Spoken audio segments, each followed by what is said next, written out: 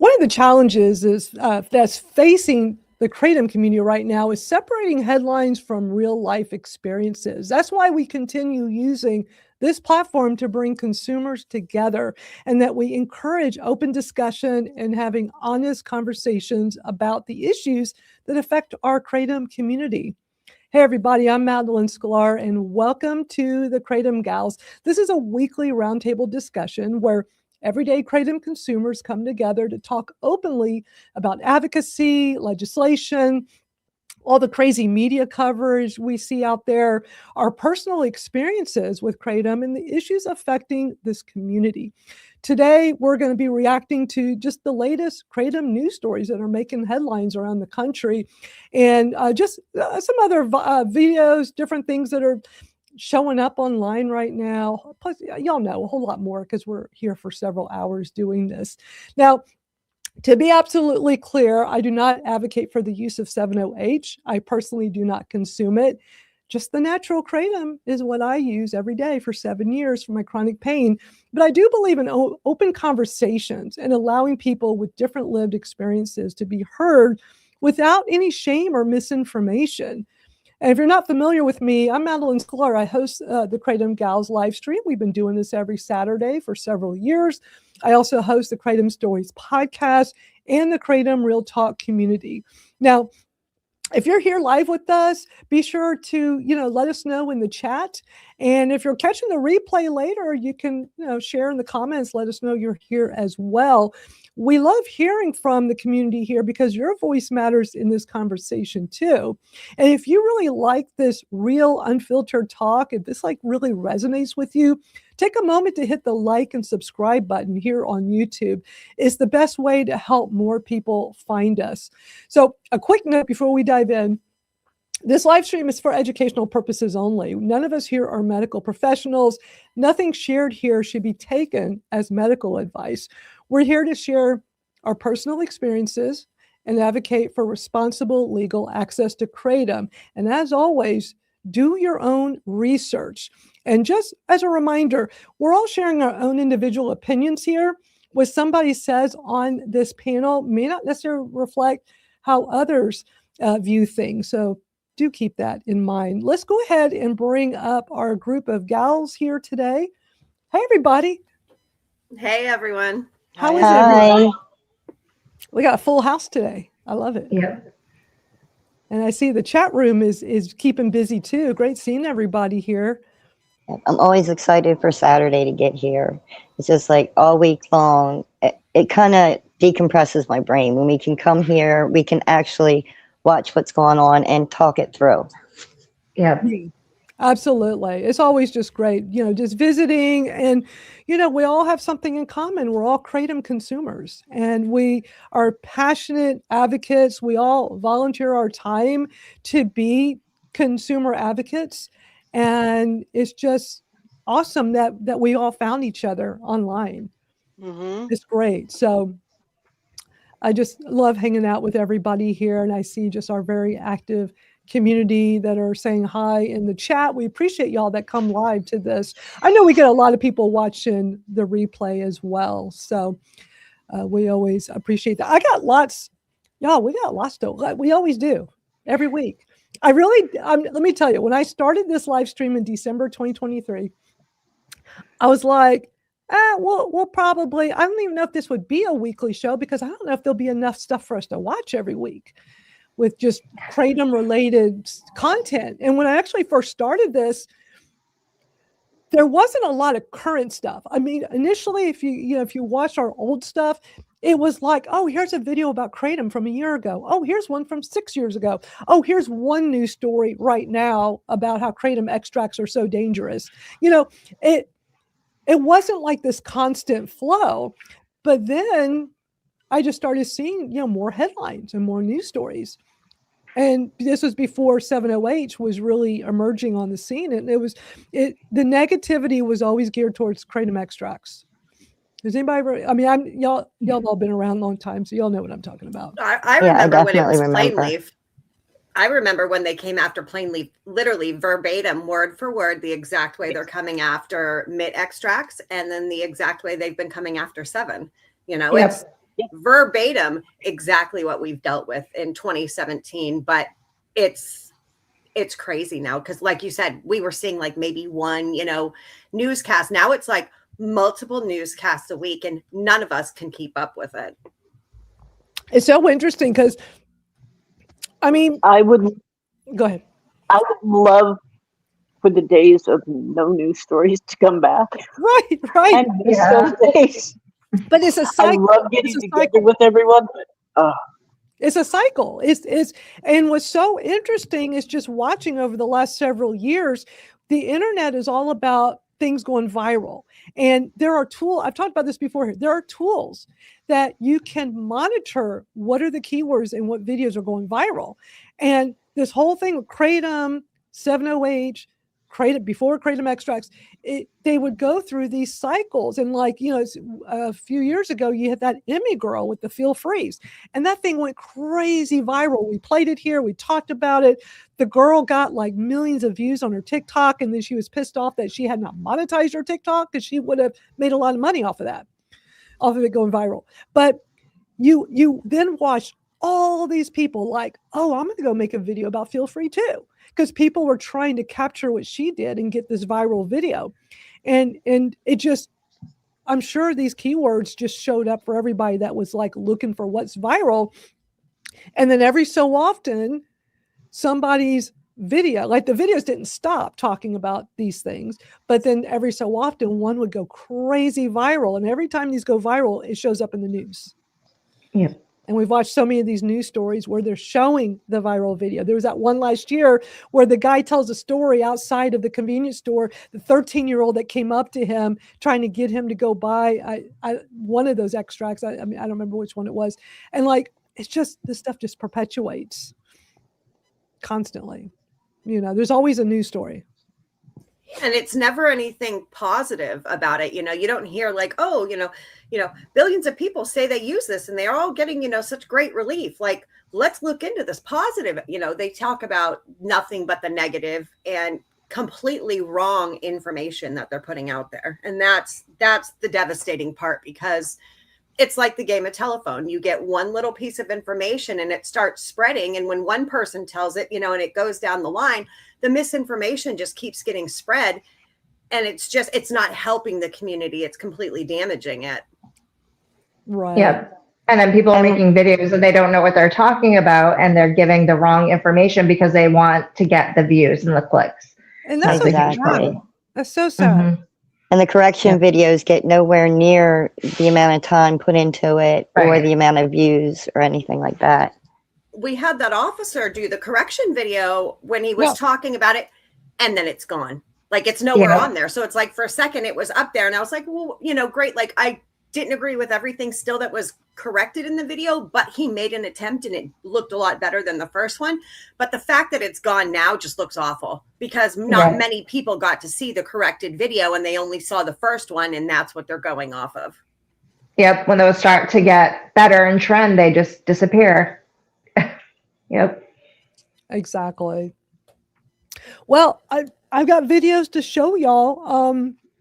I'm going to start off with a video I posted a few days ago. I think we've come to a place where we're tired of being silent about some things that are being said about all of us, especially towards Robin Graham. So I'm going to play a video I posted a few days ago, and I'm going to play it for y'all, and then we can have a discussion about it. So if y'all haven't seen this, watch this. Context matters. I'm going to show you two very short clips. The first one is from Mac Haddow on the American Kratom Association's YouTube channel. He criticized Robin Graham when she was on my Kratom Gals show, and continues, even though this is from February, he continues to still talk about this. So I'm going to show you the clip of what he keeps saying, and I'm going to show you the clip of what Robin actually said. I can tell you that I've been at hundreds and hundreds of hearings around this country where I've seen advocates show up, give their testimony, their heartfelt testimonial. And I do not know what Robin Graham is talking about when she says it. But then, of course, she went too far, jumped over what I think the line of reasonable expectations are.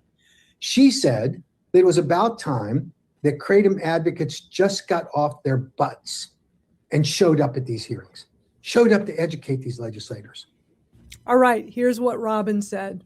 The advocates that are active and busy, thank you, thank you, thank you. But for those of you sitting back saying, well, I want to, but, or maybe I should, but I don't, get off your butts. If you don't know how to do something, ask. There's hundreds of us out here that will answer every question. And there are no stupid questions. Exactly. Do something. Because otherwise, you're going to be one of the ones sitting back crying, going, now what do I do? What are your thoughts? Share them in the comments. We'd love to hear from you. Thanks for watching.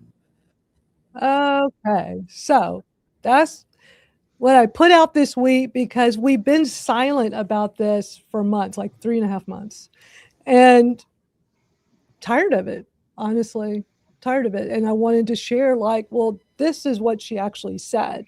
Robin said, thank you, thank you, thank you. So, and Robin, you know, you're well-liked, well-respected. You've been in you've been a Kratom consumer advocate for a very long time. You're part of the original AKA. And so, you know, we all that have either were there on that show, February, I mean, it's from February 14th and it still gets talked about today. Those of us that were there, those that watched the replay, and thank you, Matt, because you sent a ton of people over to go watch this episode where didn't say things in the context you're telling them. But I was just like, enough's enough. Let people, if people are not going to go watch the whole thing to see what was the actual context, they should see it right in front of their face. That video is so short. The video I just played y'all total was a minute and 42 seconds. I just wanted to put together the clips to just quickly show that this is what she actually said. The context matters. So, and I have continually reiterated to those that advocate, thank you. It couldn't be done without you. Lobbyists are wonderful and necessary. The legislators that have been educated are wonderful and necessary. But it is the individual consumer that wins this fight in the long run. So for all of them, thank you. I'm talking about the other 20 plus million people who don't advocate, who don't get off their butts. And I said it again. Yes, I did. Who don't get up and do anything because they want to leave it to somebody else to do. Or sometimes it's because they're afraid. And if you're afraid, I understand that.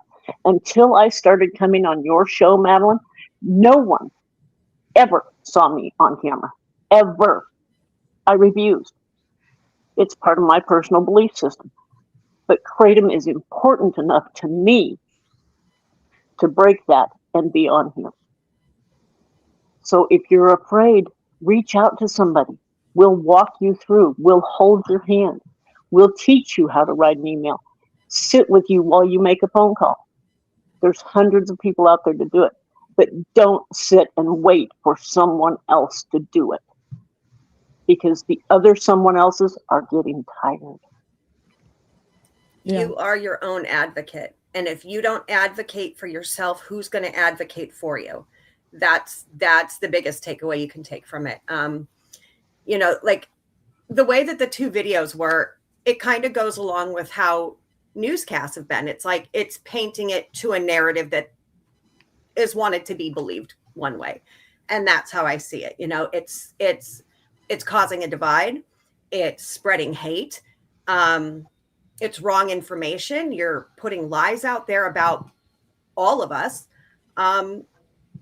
We do testify. Just because some of us aren't there in person, you can bet that every single one of us are sending in emails. I know Venus, myself, Robin, we are all sending in emails multiple times a day. BAE can help you get a PDF file to write your testimony and send it in. Make a short video like Madeline and Venus have been doing these, you know, lovely videos. You can do a short video and send it in. Yep. There's so many ways. Just because someone does not show up in person does not mean they're not advocating, and it does not mean they're not there.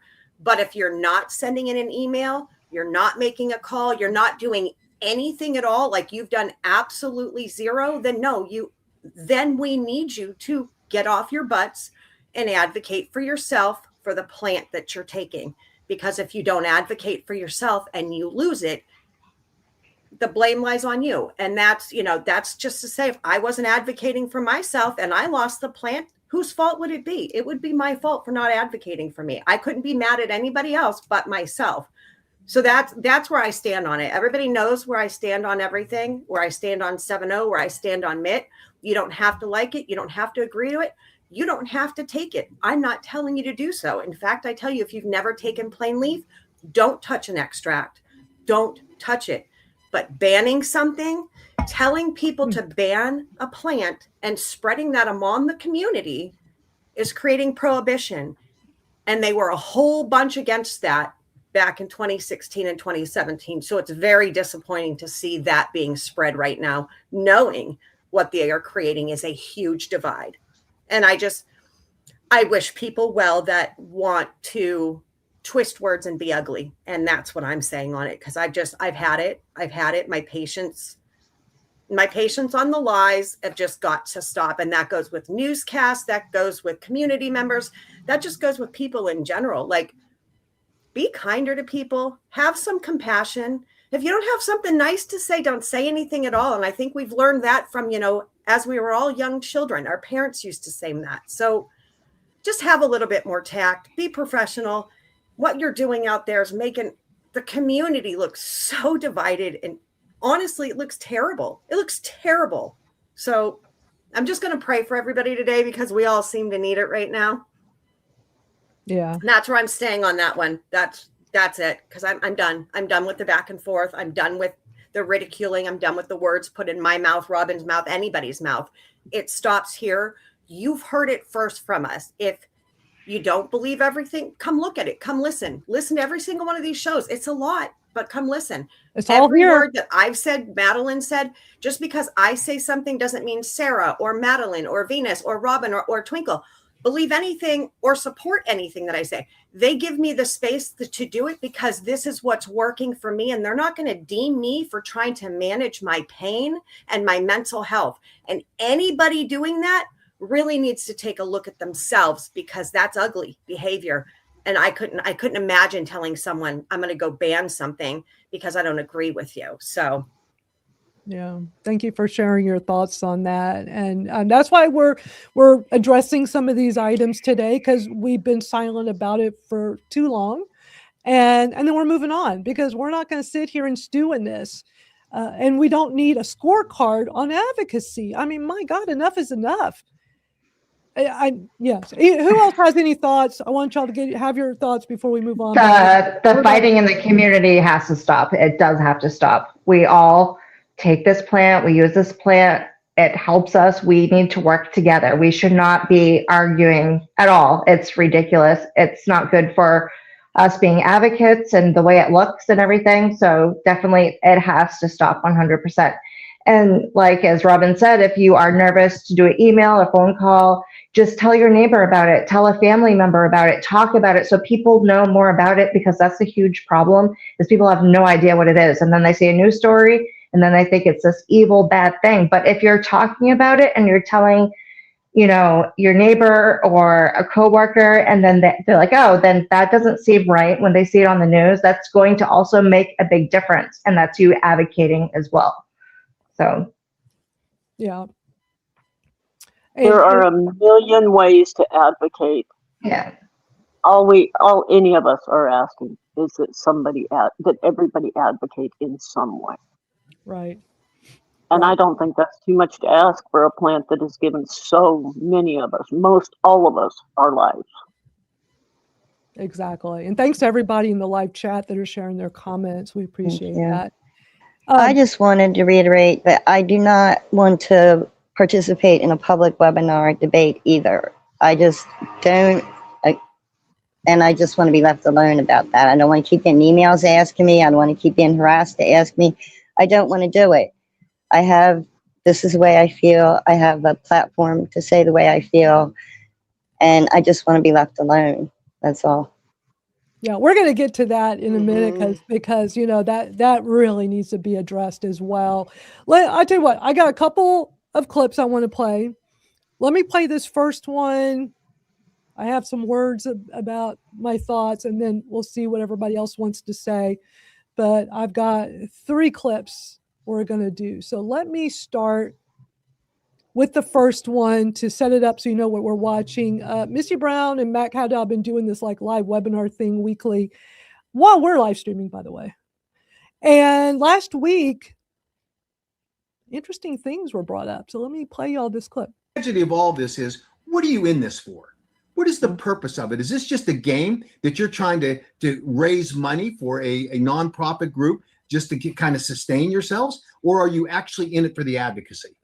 Because I can tell you, it is not easy sometimes to get to these places. Look at all the people that showed up in Philadelphia. Some of them went, it's hard and you have to sacrifice. Oh, and those are the people that she says, get off your butts. I'm sorry, Robin, get off your butt, because we're done with the hypocrisy of this. And I've invited them. I've invited the whole group. Last night, I sent an email to Madeline and to her colleagues. And I said, hey, let's come on a webinar together. You'll have free reign to peddle your, let's live and let live. Let's talk about that. Free reign to say how 70H is okay, which one of her panelists can say, and that's Rayner. And hey, if there's an explanation that Robin can provide, let her do it. That's the way it is. Now, we've had some of those people say that they want to come to and this is my advertisement pitch, on June 2nd and 3rd. June 2nd is going to be our fly-in day. And on June the 3rd, we're going to have a congressional briefing. We've had an interest expressed by some of the people with this 70H Gals that wanted to come, and they wanted to be sponsored by a Kratom vendor. My position is that congressional briefing is open to the public. Last year, when we had the last one, KDA people were there. That's fine. Yeah, you can come, because that is a briefing, and maybe they'll get educated when they're there about what the problems are with 70H, the harms of it, and why we need to take strong enforcement action. The other problem is that we're going to have advocates out there talking to congressional offices on behalf of the American Kratom Association. And I will not permit a pro-70H person, or even this, let's live and let live nonsense, because they are harming people when they say that, to be a part of that. I won't. And if I know who they are, they're obviously going to get stricken from that list, because that's not our message. Our message is how important it is to protect safety. And I'll end with this. All right, I got some thoughts to that, to what was said there, and Mac is talking. Wait, hold on a second. Mac is talking about Venus and I when it comes to DC. So if y'all don't know, we both participated, her and I, in the AKA's Hill Day in Washington, DC last year, going to meetings and speaking with congressional aides about our personal experience with Kratom. And I also went the year before. We have spent our own time doing this. We've raised our own money to go do this, to show up, because we care about protecting access to natural Kratom. Now, neither Venus or I advocate for 70H, despite months of accusations from Mac. Neither of us have that position. We advocate for education. We advocate for discussion. Like, that's what we do on this show here. We're here to educate. We're here to facilitate a discussion and allowing people to have conversations with differing opinions. That's what we're doing. Now, outside of this show, I have continuously posted content explaining the difference between natural Kratom and 70H. Just go look at the videos here on my YouTube. I'm actually going to show you a few in a minute.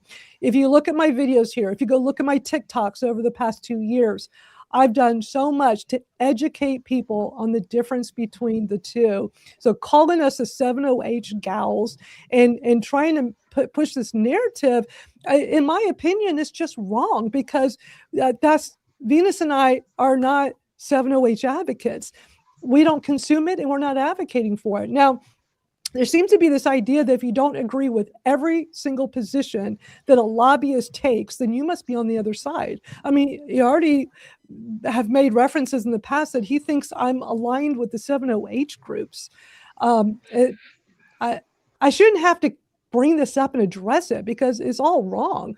And I just don't see it the way he does. I'm not doing something with the other side. I'm a passionate natural kratom advocate who has been consuming it daily for 7 years, who spent way too much time advocating in my free time and when I should be working. But what I want to do real quick, y'all, before I get y'all's thoughts, I do want to real quickly play, because Venus did make a video that she put out this week because she wants people to know she's still going to DC because she's a lot closer to that than I am. I mean, for me, I was trying to raise money to go, and apparently Mac found out. Okay, all right, Mac, thanks for letting us know in a live public webinar or live stream. So anyway, I want to play this so y'all can see. And Twinkle, can you mute? We're getting a lot of background sounds from you, but watch this from Venus. Hi everybody, it's Venus, and this is Miss Fifi Marie. And we just want to let you know that my mom and I will be in Washington, D.C. on June 2nd for Hill Day, and we'll be independently walking around, speaking to other reps, dropping off information, telling our Plain Leaf Kratom story. So if you're out there and you're walking around independently on your own, or if you just need somebody else to add to your group, let us know. We'd be more than happy to go with you and tell our Plain Leaf Kratom story. It's so hard for our family and friends to actually get off and be there with us. So I'm so excited that my mom's going to be able to go, and just excited to spend the day with her. She went through a lot of trouble to be able to do this, and I just am so grateful and appreciate her so much. So I'm really excited to be walking around and tell my story and see the sights. I will be the one with the walker, and when I'm inside, I'll be wearing my mask because I still do that in public places. But definitely come say hi. I'm excited, and I can't wait to see everybody there. Awesome. All right. So proud of you, B. Venus. Thank you. Yeah, I'm so excited. I love that you're going, and you did not let this deter you from going. You already had plans to go. And even though you were there last year as part of the Hill Day group, I love that you're going to do your own Hill Day, your own independent Hill Day. You and your mom. Your mom's going. Right. Well, her mother is who's in the chat. I'm a Pip. Is her mom, Venus's mom. She is going with her to Capitol Hill. So not only is Venus going to be sharing her personal story, which she's already done before, she's going to do it again on her own time. She's bringing her mom to talk about a family member's perspective. When does that happen? And that's why I, in an X post or something, had said that my colleagues, and I'm paraphrasing, had said that my colleagues, meaning you and Venus, and that would be the mom, were being, blocked from telling their story. I wasn't trying to argue with Mac or anything like that. Somewhere in it, he did assume or thought that I was going also, and I didn't call him out on that or anything, because I do recognize people can just make mistakes and just think something that's not true, and that was the case in that situation. But no, I did not have any interest. I mean, I wouldn't say I wouldn't have had an interest in going. There was no capability of me to be able to. I was not a part of that whatsoever. So I was talking about the three of you, and it's important that Venus and her mom do this together, and especially for her mom. We never know when tomorrow's not going to be here anymore. This is important. This is important for Venus's mom to be able to stand up for her daughter, and Venus to be there and tell her story, that Kratom helped her life, saved her life, whatever adjectives we want to put on that's important. And I'm proud of you guys. This was about a Kratom story. This wasn't about any of you going to hijack the Kratom, and throw in this. You have never, all your testimonies have never spoke of 7.0. It's always only been Kratom. And so. Correct. And that's why I don't understand why he thought I'd throw that in there at this time.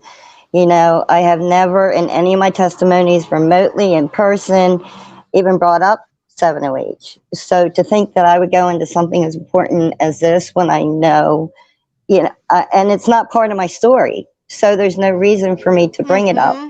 So I really don't understand, because right now we need people out there doing this, and we need family members. And I'm still willing to join a group if anybody out there needs somebody in their group, because it is that important. But even though I'm terrified, I am still I've contacted some of the reps, and I have to follow up on Monday to make my own appointments to see who I can drop by and see. And I just picked my state and the states around me. And then I'm just going to go from there. I figure out, I already have my story. I'm going to print out packets on Monday. You can go to the GKC and get PDFs that you can print out to take with you. And you're able to do it by yourself, or take a friend and family member. So yeah, I'm definitely going, and I can't wait. I think the only thing I've ever heard Venus say when it comes to 7-0 is, who am I to say, what somebody can and can't take?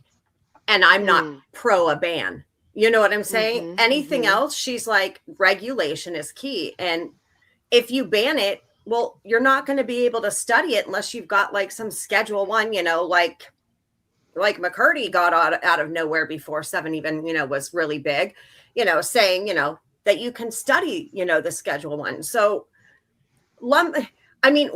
telling anybody they can't go and banning someone, again, community and advocacy.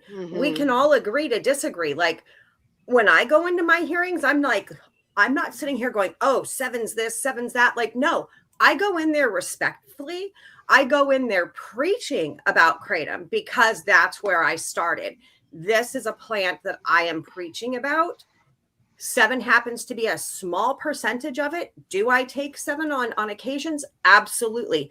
But am I sitting here going, oh, like, this is how it has to be, and 7's this and 7's that? I'm not doing that. So I'm not sure where all this is coming from. And I wouldn't be. I wouldn't. Exactly. I wouldn't do that to anybody, because I would that's not just allow that. Exactly. And So and for me, I would call for regulation for all, so that it that's is all I'm all asking. safe. That's all all of I'm it asking. is safe. Regulation. Exactly. Yeah. I don't agree with those high percentages, because, like, it can be a problem. People can abuse it. But just like a prescription medication, you're trusted by your doctors to get a 30-day supply. Why can't we have our, tablet that we're supposed to break up? Why can't we be held responsible like any, opioid epidemic, apparently, but, here we are. So it's just people putting words in our mouth and stating what our stance is, when we've literally almost like said it till we're blue in the face. Like, I'm not preaching for people to take 7-0. I'm not sitting here promoting people go out. I think it's a terrible idea having it in the gas stations. I think that there's been a lot of bad publicity with the way that 7 has been first put out there, So the fact that, like, if I wanted to go and I showed up there, I already know, because I'm, one of his favorites, I'd be immediately off that list.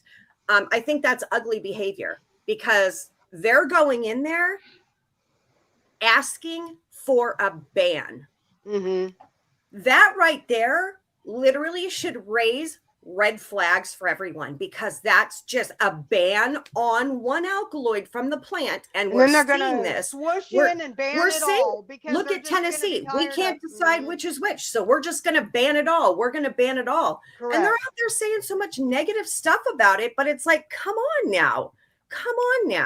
Like, that's my worry. Do better. Do better. One thing that I'd like to bring up. One thing I'd like to bring up, for those that cannot get to Capitol Hill in DC, because that is a lot to ask of a lot of people. Oh.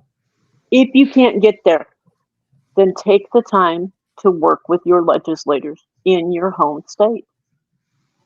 Make an appointment for that time period to meet your federal senator, to meet your federal congressperson or their aide. Because right now is election time in these states. It's midterm. A lot of them are home working the streets for, if not themselves, for their state counterparts. So a lot of them are in their home state, and this is your opportunity to meet them here. There's Yeah. always a way to talk with your representatives. Scary? Yeah. Not easy? Yeah. Worth it? Definitely. For sure. And the thing is, the DC thing is great. It's not easy to do. And a lot of us with chronic pain issues, that's no easy feat. But I've gone twice, even with pain issues I deal with, because it was that important to me. The first time I went several years ago, I had just lost my mom. I had been advocating behind the scenes, but I wasn't very public facing doing it yet because I was so busy taking care of her. But I was behind the scenes. I was doing all my advocating, and I was monitoring and keeping an eye on what everything was going on in the advocacy community, and following, all the webinars from the AKA and stuff. So I always was aware what was happening. But when the DC thing happened in 2023, end of 2023, I'm like, I'm going to just go. They don't really know me very well yet in the community. I mean, I'd already met a bunch of people online, but that was the extent. I paid my own way, and I went out there, and it was worth it for me to give up work for several days, go hop on a plane and go do this. I had never gone there before. I didn't really know the lay of the land, but I wanted to be a part of this because it was that important to me. And then last year it was a lot easier because I'd already been, and it was definitely better organized last year. And we all made an impact. But I tell you what, the Kratom consumer advocates, me, Venus, and really just a handful of others, because it was primarily lobbyists and Kratom industry people. But we were each paired in a group where there'd be one of us consumer advocates, and we're the ones that made the biggest difference. Every room, every appointment we went into, every meeting we had, the person or the people in the room paid the most attention when I spoke in all the meetings. They are listening to the lobbyists because that's what they're supposed to do, and they're like, industry, yeah, okay. The moment I spoke, it was all of a sudden they're tuning like, what? They're going to pay the most attention to us consumer advocates, and it's so important. If we can't go to DC, it's okay. Do your calls, do your Zooms, do whatever you can do. And if you want to try to do more, like just at the state level, then go make appointments with the reps or their aides at the state level, at your local level. There's so much you can do. So, all right. I'm going to play a short clip. It's short. And then I'm going to finally say something about this because I haven't really said much, but it deserves a quick discussion before we continue on, because we got other things that are way more important than this. But we're, like I said earlier, especially for anybody who just got here, we've been quiet for 3.5 months. Okay, and I'm not speaking for anybody else on this panel, but I'm tired of it. I'm not going to keep this thing perpetuating. I'm just going to, I'm addressing some things today, and then we're moving on, and we're not going to keep doing this over and over. But let me play you another clip from the live stream they did last week. It's very short. So, and the fact that the gals don't want to have a webinar with you is truly telling. Yes, it is. Truly. Okay, so let's talk about that. The fact that the gals won't do a webinar with you, and it's telling. I mean, what is so telling? I won't, because prior to me even coming on to the Kratom Gals, I've been attacked by this man numerous amounts of times in chats because I'm asking, simple questions like, why is mint extracts okay? And I asked that for 1.5 years before I finally got the answer. Oh, apparently it's food grade solvents is okay. But we were preaching, unadulterated plain leaf. I have been attacked multiple times. The way that he comes is not a simple conversation. It's not conductive, positive behavior. That's why I'm not doing it. I can't have a conversation with the man, and he's proven it time and time again, because he's very hostile. He switches my words. He switches everybody's words. And at this point, I've said all I needed to say.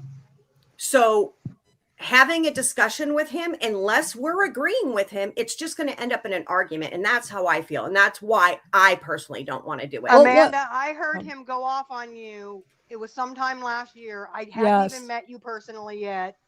My husband and I were watching the webinar up on the big screen at home, and we're watching, and you asked a question and he started going off. And that was the first time my heart went, just like, wow. And I never said anything negative about him. I was still appreciative of all the work he had done. I just kept watching. And each time anybody asked a question, whether it be Mitt or even something on 7, and they were doing it decently, it was just with yelling and demeaning. And that is why I will not do it, because anything that I say will not be received with decency.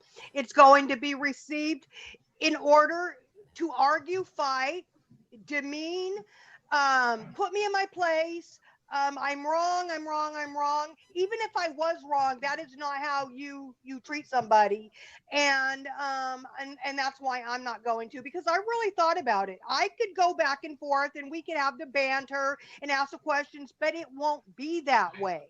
It's not going to be a decent debate or a friendly, it's not going to be. And I already know that inside of me, because of, Yeah. Let me address that clip that we just watched, because it's something he brings up every single time he's online speaking. Twinkle, we're getting background sound from you, and he's making it out like we're hiding something, or he's getting other people like, what are we hiding? And just like what Amanda and Twinkle are talking about, leading up to this issue he's had with our now famous February 14th Kratom Gals episode, which has gotten a ton of views. So thank you, Mac. You've really brought a lot of attention to our YouTube channel, and I'm sure that was unintentional, but we'll take the views. So leading up to him contacting us and wanting to debate us in a webinar, it's exactly what Amanda and Twinkle are talking about. I just kept seeing him debate people constantly on his webinars, on the AKA webinars. And it's just like, you just can't win. That's my observation. It's like, why does he want to debate publicly so much with anybody that has a different point of view than him? And so, the thing is, I have no interest in turning the advocacy work that I do into a debate stage. I didn't get involved in the Kratom community to argue with people. I got involved because I want to help educate people, help advocate for natural Kratom, and help people share their stories. I mean, that's why I started the Kratom Stories podcast. Even though I didn't launch it till 2023, while I was taking care of my mom, and I discovered natural Kratom back in 2019.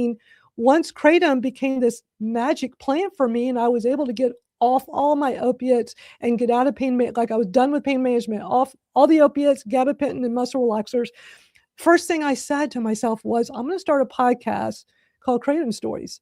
Once, I'm done with this chapter with my mom's life, because being her in-home caregiver, because I want people to know that this is just a plant, and so many people demonize it, or they just don't know about it.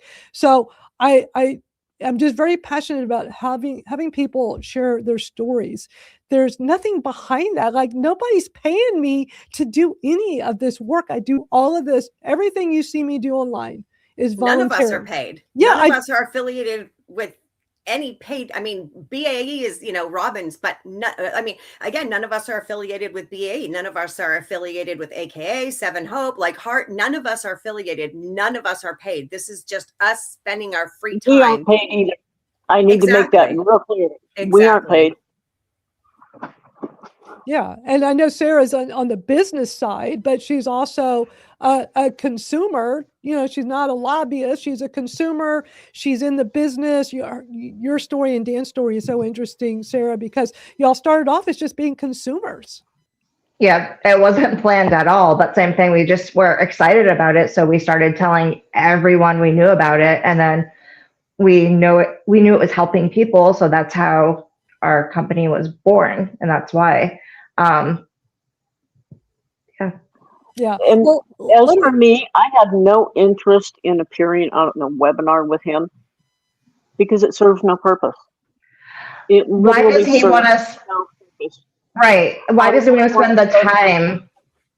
I was gonna say, why does he want to spend the time debating with all of you instead of using that time to do something to help Kratom, which he should be doing?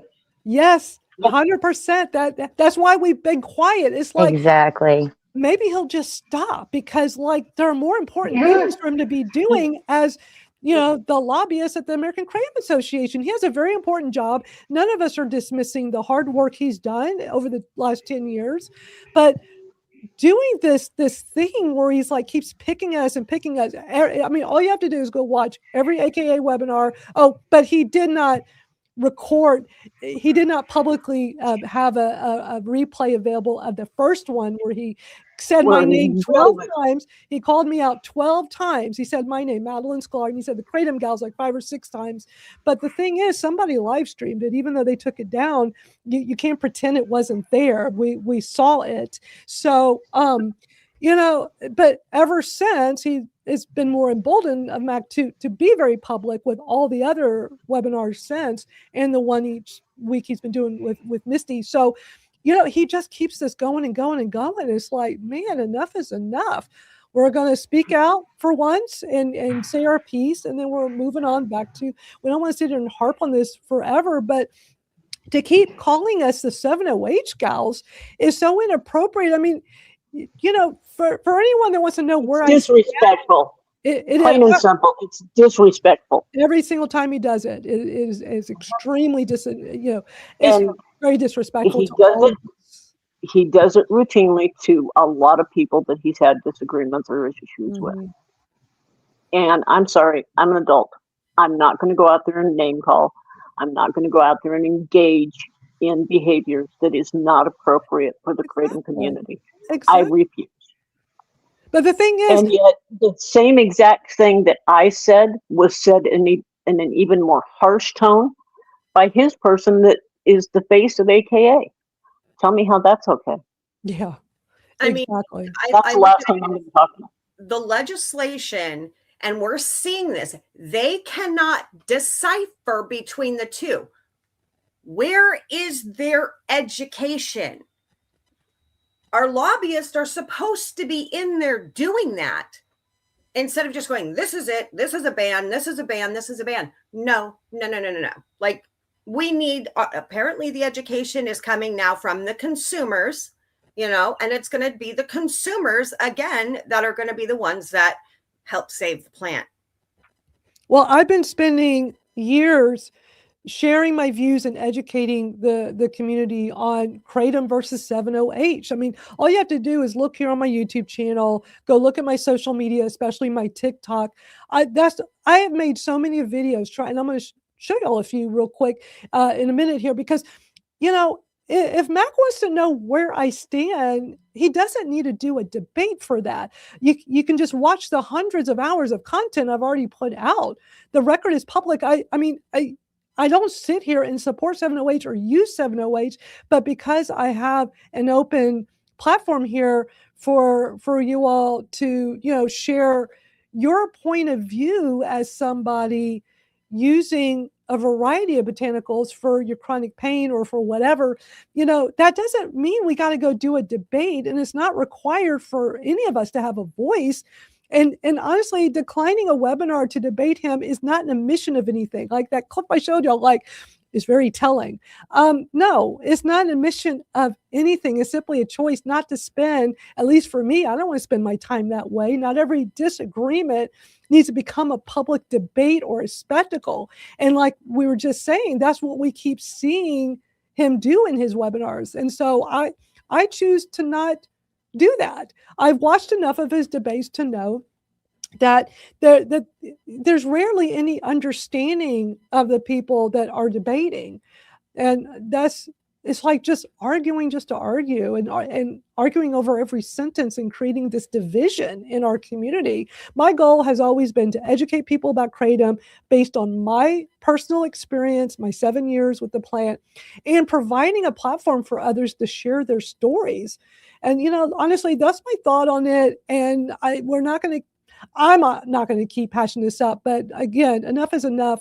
We're tired of all this stuff being said about us that it's like, it's just, that's, don't have all the facts. We're bringing the receipts now. We're sharing like why we don't want to debate, and we should not have to debate. We just want to be consumer advocates. That's all. And it doesn't matter how much somebody tries to bully me into agreeing to something. I'm not going to. I made up my mind a long time ago. I'm not going to debate with him. I'm not going to play the same games he plays. Totally different people here. And I'm quite content with that. I'm quite happy about that. And so is my board. So, yeah. Well, if it could have been done in a way that was an exchange of ideas, learning, education, asking questions, having questions answered, and along that lines, then I would have considered it, but it's not going to be that way. And I don't want other people sitting back, having their popcorn, getting off on this argument, this public event that becomes a public event. And this isn't for, this isn't for drama and to feed your need for drama. And I'm not going to participate in something like that for that reason. However, if there is something that would also be preventing me, if he thinks we're hiding something, I do have medical conditions that in certain situations of abrupt emotion would have me in a ball of tears. So no, I will not put myself in the situation of having that happen when I can prevent it. And I already know the direction it's going to go from what we've learned these last few months or over this last year, how people are actually treated and engaged. So there's my secret. If it's not a secret, everybody that knows me knows, but for those who don't know, that's why. Yeah. Thank you for sharing that with us. We should not be forced into debating. There's a lot of that going on. He's doing on X as well with me.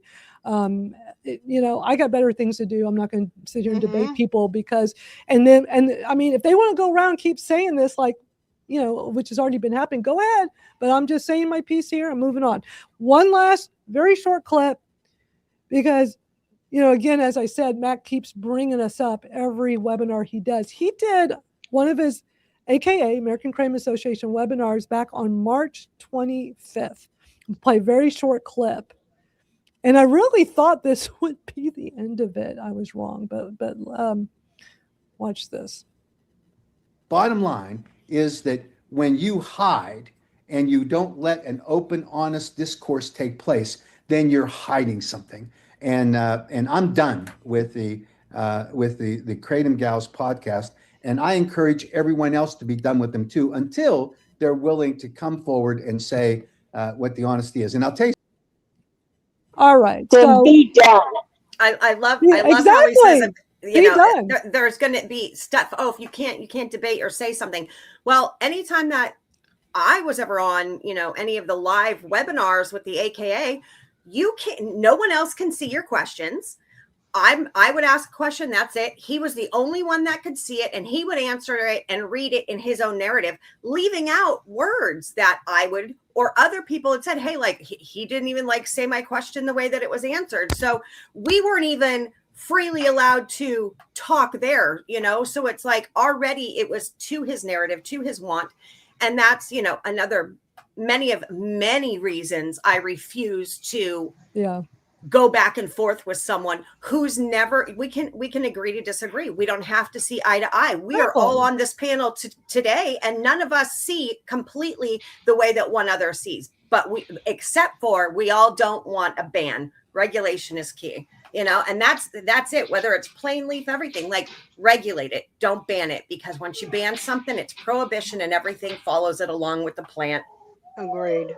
Exactly. And the truth is starting to get out. And if this means, hey, my loudmouth advocacy self is starting to get people to say, oh, hey, okay, let me look into this myself before just taking the advice on others. Good. Then I'm doing my job, because I took the advice on others and I got sick off of an AKA vendor when I first started using, Kratom in 2015, and then I stopped. You know what I'm saying? So it's like, if we all went off of just word for mouth, what would this world be? do your own research, Yeah. check your labs, everything. Like, I mean, this is you care about, your person, yourself. You are your own advocate.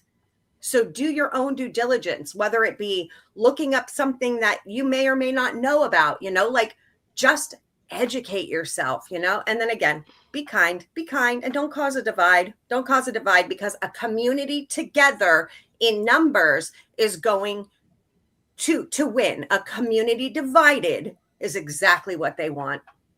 And look at who's causing it. Used to say for years was, we stand together or we fall apart. And I'm tired of seeing the division. There is no reason for it. Not once have I ever come out against AKA. And I won't. Nope, I still send people to the AKA all the time. Yep. All the time. Because they have done good work. I'm part of that good work. Yep. Thank you, Robin. And I'm very proud of what we did then. And I'm very proud of what BAE is starting to do now. I don't need to support an individual, but I do support the organization.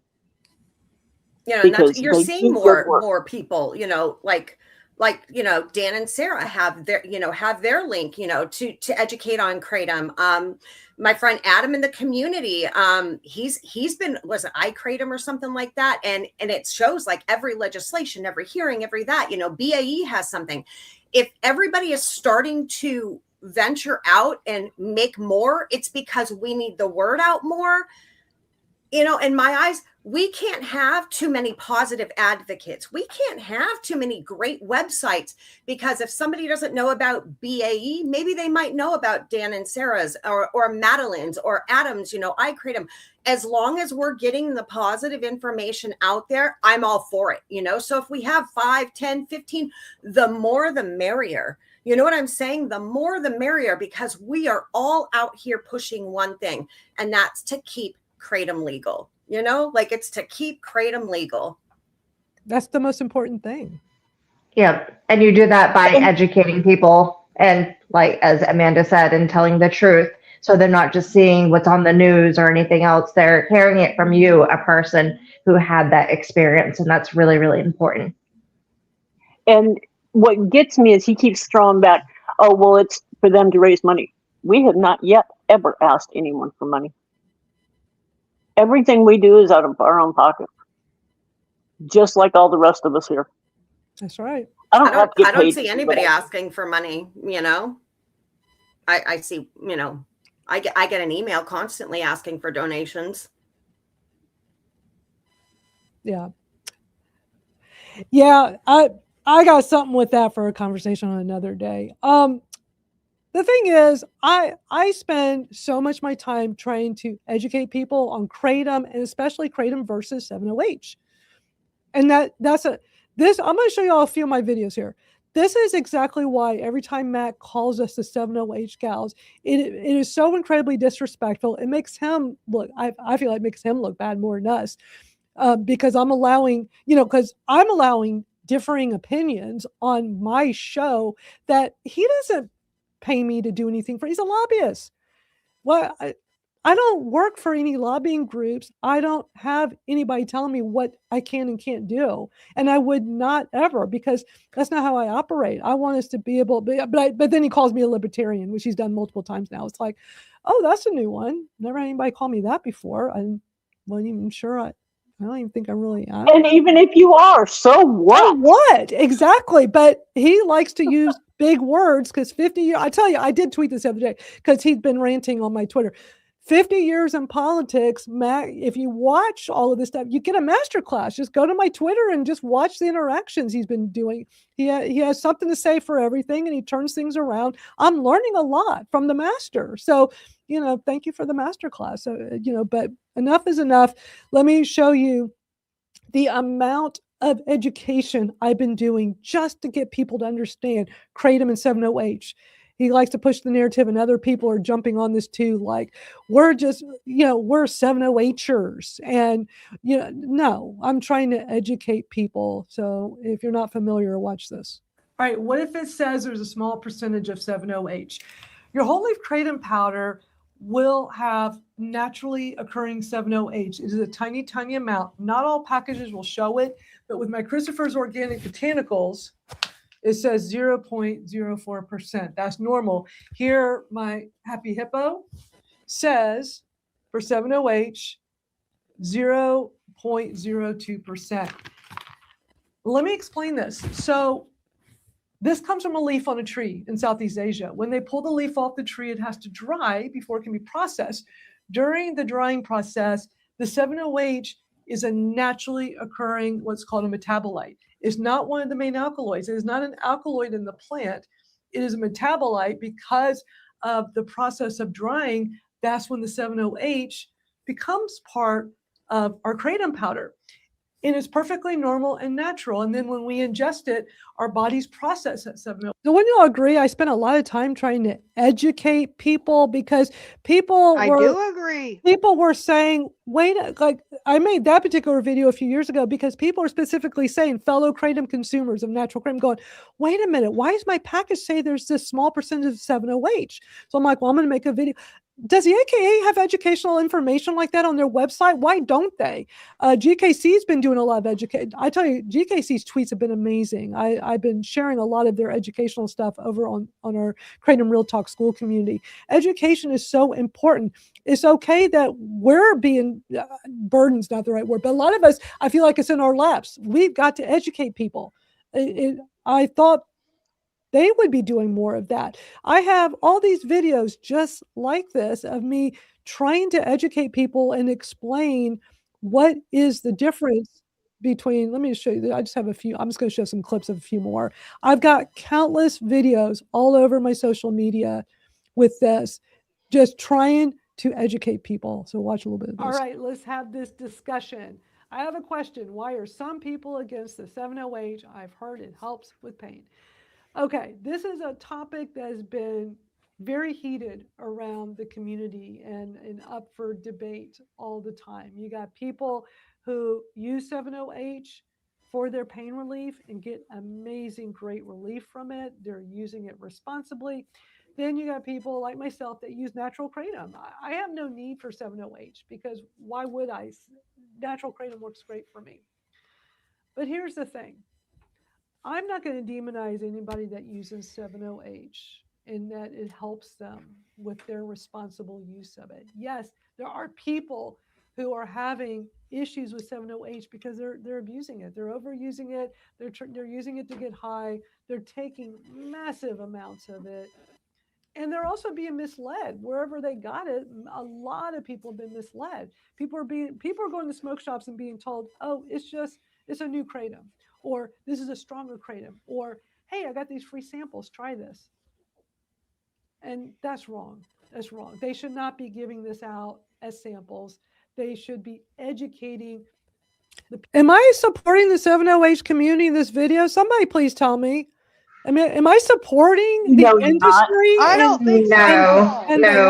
And the lobbying groups? I mean, calling them out. You're having an understanding and compassion for people that use a derivative or another portion of the product safely or responsibly. You're recognizing that people do have issues with it. I'm just not seeing how they're upset at you for that. Well, because they're not. Because here's the thing. They want you to hate me. They want you to hate Amanda. They want you to hate other people that are. A narrative is being spread. That's not true. It's a narrative. You're not doing that, and no. I'm not going to do that to other people. If that's the case, I hate people for everything that they use, and I don't. I mean, no. And if the argument, well, it is the argument. Part of the argument is because it's an opioid or like an opioid, it's got to go. I don't ascribe to that either. You're saying that. Guess what? That's the same exact thing they said about kratom. Yes, and kratom is also, one is stronger than the other. If anybody is ever going to use it, they have to know that they have to make sure that they are careful, very careful, and go very low. And there is a possibility for a dependency, and there could be a possibility for addiction. But prior to this last month, I hadn't even been out here talking too much about 7. Every once in a while, I would say something like, because of Kratom and my nibble, I was able to do this, or I was able to do the autism walk. Very little. And then I feel like, no, all of a sudden I'm being pushed into say more about it. And I just want people to know that if you use either one, be safe, because people out there have had problems with both. We can't deny that. We And haven't that's had the problems thing. with tea. I mean, it's all the same story, just being regurgitated under 7. It was already like that with extracts, and then Yeah. it was originally like that with tea. You know, be careful and just be responsible. But Yeah, aren't even promoting it like. No, like, I mean, like, people keep buying it out of the gas stations. One, I won't buy it out of there because I have no idea what it is. I buy it where I can get lab tests. You know what I'm saying? Just like you do with Kratom. You know, it's all lab tested, same exact way, same compliance standards when it comes to packing and, you know, solvents and, you know, salmonella, all this stuff. So it's like when she says, be safe about it, you know, less is more, be safe, you know, be safe. Exactly. Exactly. We all believe, I could say, that adults should make their own decisions and just be responsible. And that's what we believe, not just banning something. I believe that too. I only use natural kratom powder. That's it. I always have, but it's their choice and it should be regulated better, I believe, as well. But that's just like alcohol. So would you act like some, you know what I mean? It doesn't make sense to divide us over something like this at all. But the thing is, the 7-OH that is available is legal. Yes, it's been taken off shelves in some places, but Florida, that did the emergency ban, is about to be undone because that was temporary. And their legislative body did not pass anything. So it's about to be undone. But he keeps framing things like we're responsible because we're facilitating discussions with people who take nibbles with their chronic pain. We're not promoting it. I mean, it's just, like I keep saying, enough is enough. We've had enough of this. We're speaking our mind today. We got other stuff. We got news stories. Believe me, we're going to get off this train in a moment. Let me just real quickly play a few more, just some short clips of my education videos about Kratom versus 7-OH, because they keep pushing out this narrative that, you know, being a 7-OHer or the other one, 7-OH empathizer. So all I do is educate and facilitate discussions, but I've done so much education on 7-O. All right, this question says, does Kratom have that 7-OH medicine? And if so, how much? All right, first of all, it's a plant. What we're talking about is Kratom whole leaf powder is a plant. There are these newer products called 7-OH. They're being marketed as Kratom, but technically it's not Kratom. You know, you got the whole leaf powder with the 40 plus alkaloids. That's your whole leaf Kratom powder. And then you've got these 7-OH products where they took one alkaloid, the 7-hydroxymitragynine, and they synthesized it to make it crazy strong, to the point that the researchers have said it is basically a pharmaceutical, but it hasn't gone through the pharmaceutical process. And it is available all over the place. They're very easy to buy. They're actually, a lot of places are giving them out for free because they get people hooked on them, sadly. And it is not Kratom, and is giving Kratom a bad name. Now, I'm not against these 7-O, like to the point where I want it banned. I'm not one for prohibition, but there needs to be more research on it. There needs to be more education. So here's the thing. Your whole leaf powder has a very tiny amount of the 7-O in it, the 7-hydroxymitragynine. Now, it's either going to be on your package. If it's not on the package, there might be a QR code, or go to the website from you know, where. Let me play one more short little clip of another one, because I have so many of these. All somebody has to do, all Mac needs to do is go. But I mean, I'm sure he already knows, but that's not the narrative that, you know, that he wants out there. But like, here's yet another video about this. This comment from April says, I don't care who does 7-OH. I have a problem 7-OH saying is Kratom. That will be Kratom's downfall. I hope I'm wrong. I absolutely agree with this. I don't know why people in the Kratom community keep going around publicly saying that I'm aligned with the 70H community and that I must be getting paid by them. It is so incorrect and false. It is not true. I am in support of people getting pain relief. I come from pain management. I spent 9 years getting daily pain meds for my chronic pain. And then I discovered Kratom 7 years ago, and it's been life-changing for me. I've been consuming natural leaf Kratom every day for 7 years. Now, 70H comes along a few years ago, and it was quite the disruptor. It's a semi-synthetic using what's called a metabolite from the Kratom leaf. For those that need a quick education, you pick the leaf off. I'll stop here. Anyway, my point is I have so much educational information. The other groups should have information like this to educate people. Yet the finger is being pointed at us that I guess we're messing with their narrative. They're trying to get the legislators. What legislators are watching? We only had, I got to show this real quick. Our show had like a few hundred views each week until Mac started talking about us, and now we get a lot of views. So if anything, he has contributed to getting us so many views on this channel. Now, I had a YouTube channel that was a bit bigger, but then YouTube censored me and deleted my account unexpectedly last December. So I had to start over. He never had any issues before. You never said anything until our February 14th. But let me show you real quick. I want y'all to see this. So when you're on our YouTube channel, you just go to live. These are all the live streams, right? So if you go back to when, I lost the account, and this is the brand new one. The one y'all are on at right now started at 0. So you can see back in December, so 300 views, 169, 301. I'm going in chronological order. 157, 192. We weren't getting even that many views with our little opinion show, 205, 208. And then here's the one that Mac has been griping about ever since, 682 views. We only had a small number of views until he started this. And then we got all these views because everybody wanted to go watch this 3-hour. Well, thing is, people are not going to go watch a whole 3. It was 3 hours long, but it drove a lot of attention there. And ever since, it picked up, not immediately, 238, 253, but he just kept this narrative going. And then look, 316, 360, 371, 44, 504, 390. The numbers just keep increasing.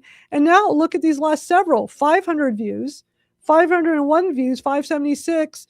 And right now we got 29 people watching live. All it's done is increase the amount of viewership we're getting. Somebody make it make sense. We weren't even getting that many views, and we're not trying to change policy. We're just sharing opinions. I've told him that in the emails exchanges I've had with him.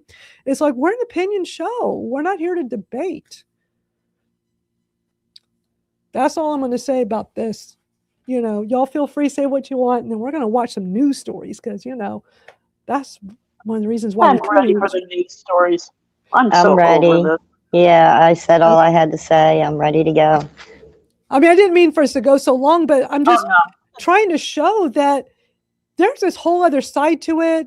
I feel bad for being quiet for this long. And Robin, you do not deserve those attacks that have been going on. So the first thing I had to address was the he said, she said video clips that we started at the top of last hour. If anybody has not been here from the start of this live stream, we've been here for an hour and 13 minutes. Catch the replay, or it's on my YouTube. Just go to the video section on YouTube. The one thing I will say, I was hoping you'd show that little clip from her. which the clip where she said the same thing I did. Yeah. Only nastier. But that's okay. They can go look. Yeah, that was just from a few days ago. I'll find it. And I do have just one thing. If we could have all worked together, and I know so many are against it, if we could have, imagine how much we would have been able to accomplish. we would have Right. already gotten done. It could have just been incredible. I mean, we could have still had differences. We could have still been And that's approaching it okay. with learning and education. Absolutely okay. Yep. But the division just makes us look horrible to the opposing, to the other side of it, the side that shouldn't be either. Look, there's too many sides now. There's us, there's that side, and the other side, the opposing side. We probably, it makes us look poor and Yeah. poorly. And I still wish that it could have been that way, and it's not. And so, I mean, that's lo que es. It is what it is, but all we can do is all we can do, and all we can do is enough. Exactly. And I will continue to stand very proudly in what we have done, what we will continue to do, and welcome anyone that chooses to work with us to keep the Kratom plant legal, because that is ultimately what it's all about. Well, you're not trying to take anything away from them, but he frames it like you are, and that you're trying to raise all this money. I think it was last week or the week before on the show, I said, what money you raise? You're not asking for money here for donations to botanical advocacy and education.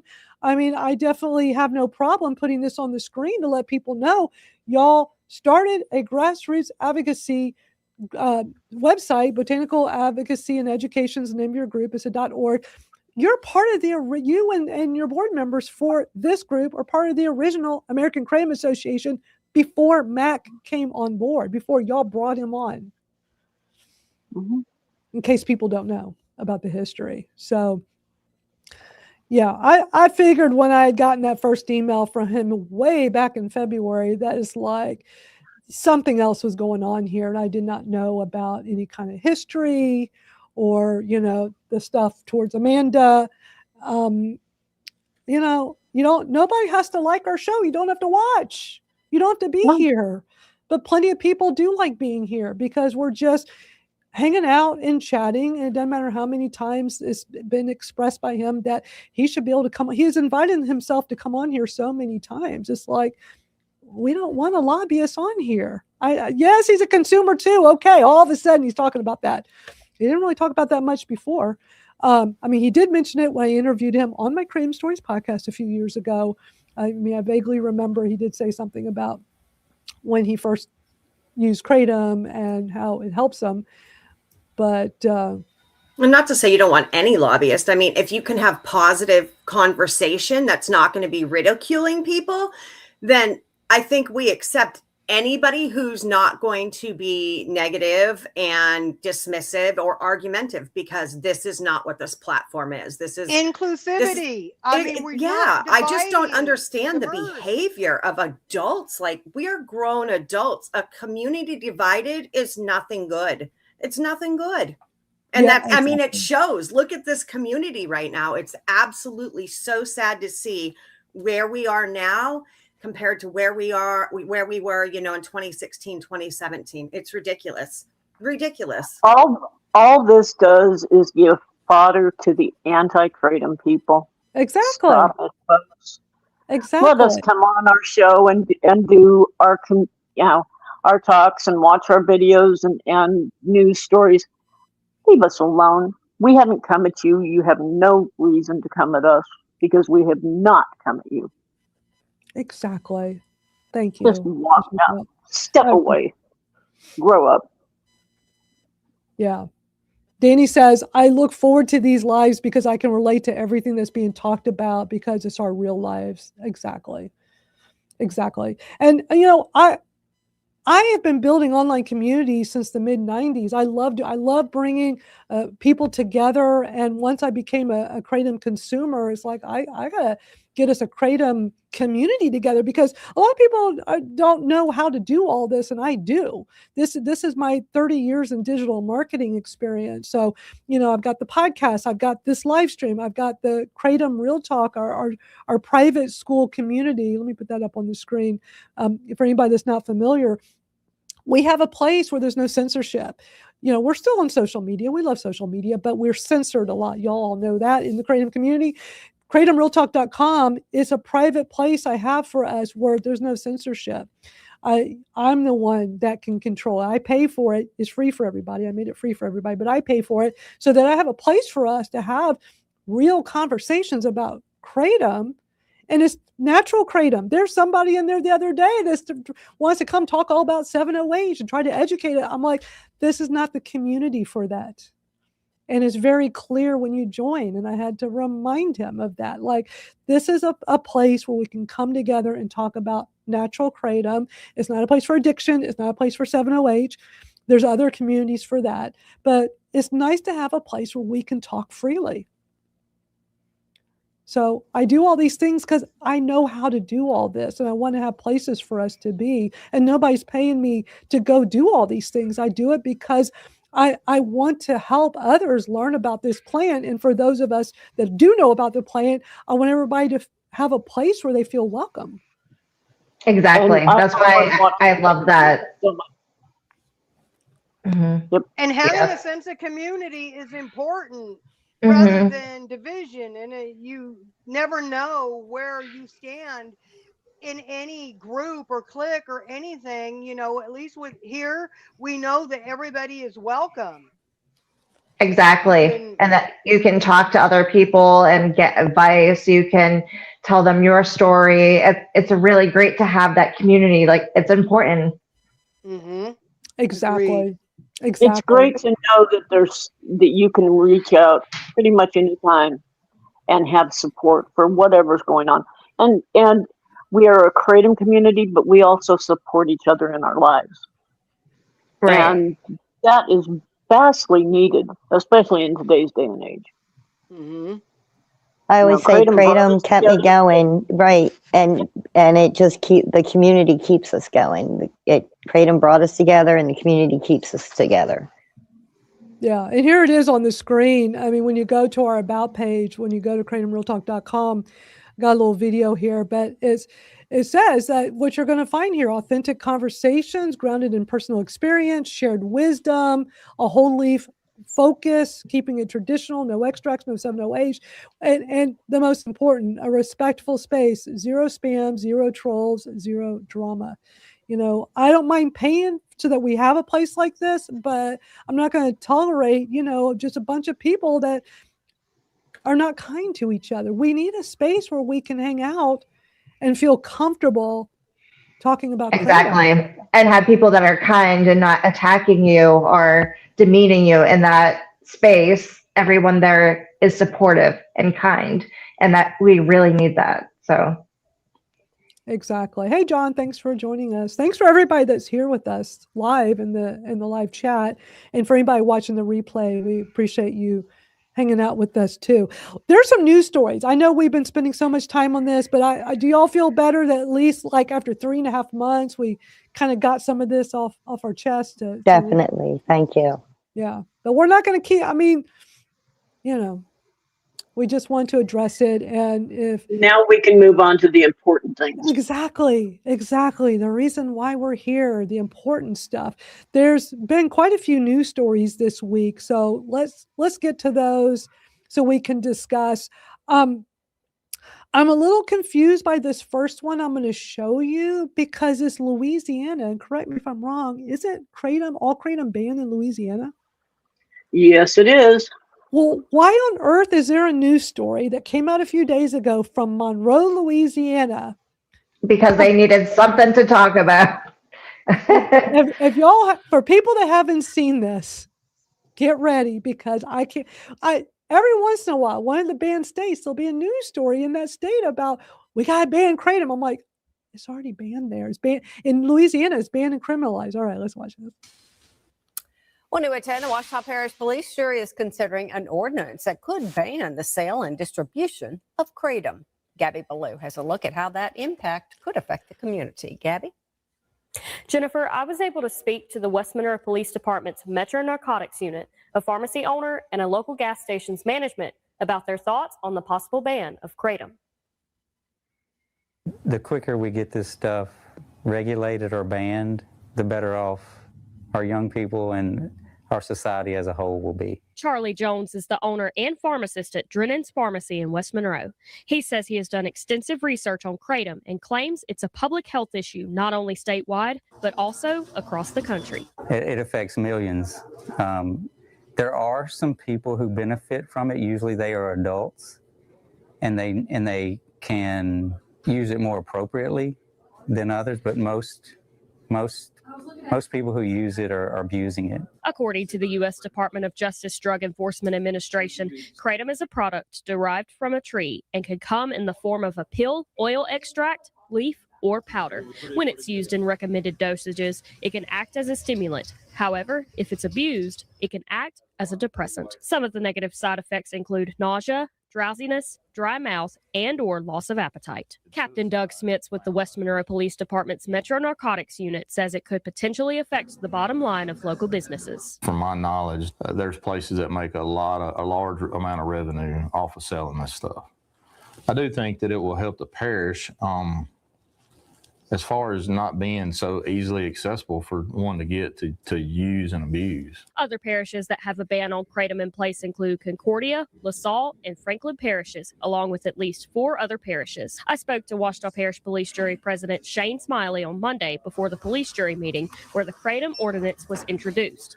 He says he's hearing concerns from law enforcement and parish residents. I think some of their concerns are the unregulation of it. And how that's getting out on the shelves and how it's readily available, and the possibility that not only can it be highly addictive, but then it could be contaminated. We reached out to Super Safe number 3 in West Monroe with their thoughts on the possible ban, and they said in a statement, in part, local government employees need to address serious issues rather than trying to make our community into a nanny state.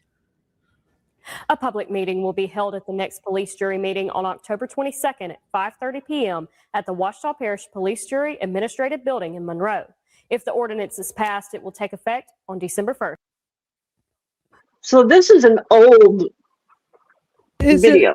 But the thing is, okay, so that was my first thought. It's like, acting up. Okay, I thought maybe it's an old, but it's a real news channel. It's like a real. This was a few days ago on a news station. So what they do, accidentally replay an old clip? That's what I'm wondering, because even their dates are off. I know, and that's the thing. It's like this is a video. Let me tell you. Okay, so this video is on KNOE 8 News, Monroe, Louisiana, on their YouTube channel, and came out a couple of days ago on the 28th. So that was Thursday. I don't understand. Like, so did somebody take an old news story and put it up new? Because it did seem like it was outdated. I mean, yeah, because even the dates are from last year, October and December of last year. So apparently they aren't paying very good attention to what news stories they put on their YouTube. it was just odd to me, and I'm like, why is there a news story about something that's banned? But like, because my first thought was every once in a while it looks like it's a news story, but it's old, and then somebody puts on a YouTube channel, and you have to really look at that channel. This is a real news channel site. This is KNOE 8 News, Monroe, Louisiana. They got 4,200 subscribers. Somebody needs to reach out to them and tell them, by the way, you do know your state banned this last year, right? So, we're just calling it like we see it. Like, okay. There's old I guess they heard that that's a hot topic. So they're like, okay, we have a video about that. We'll just play this or something. I don't know. Maybe.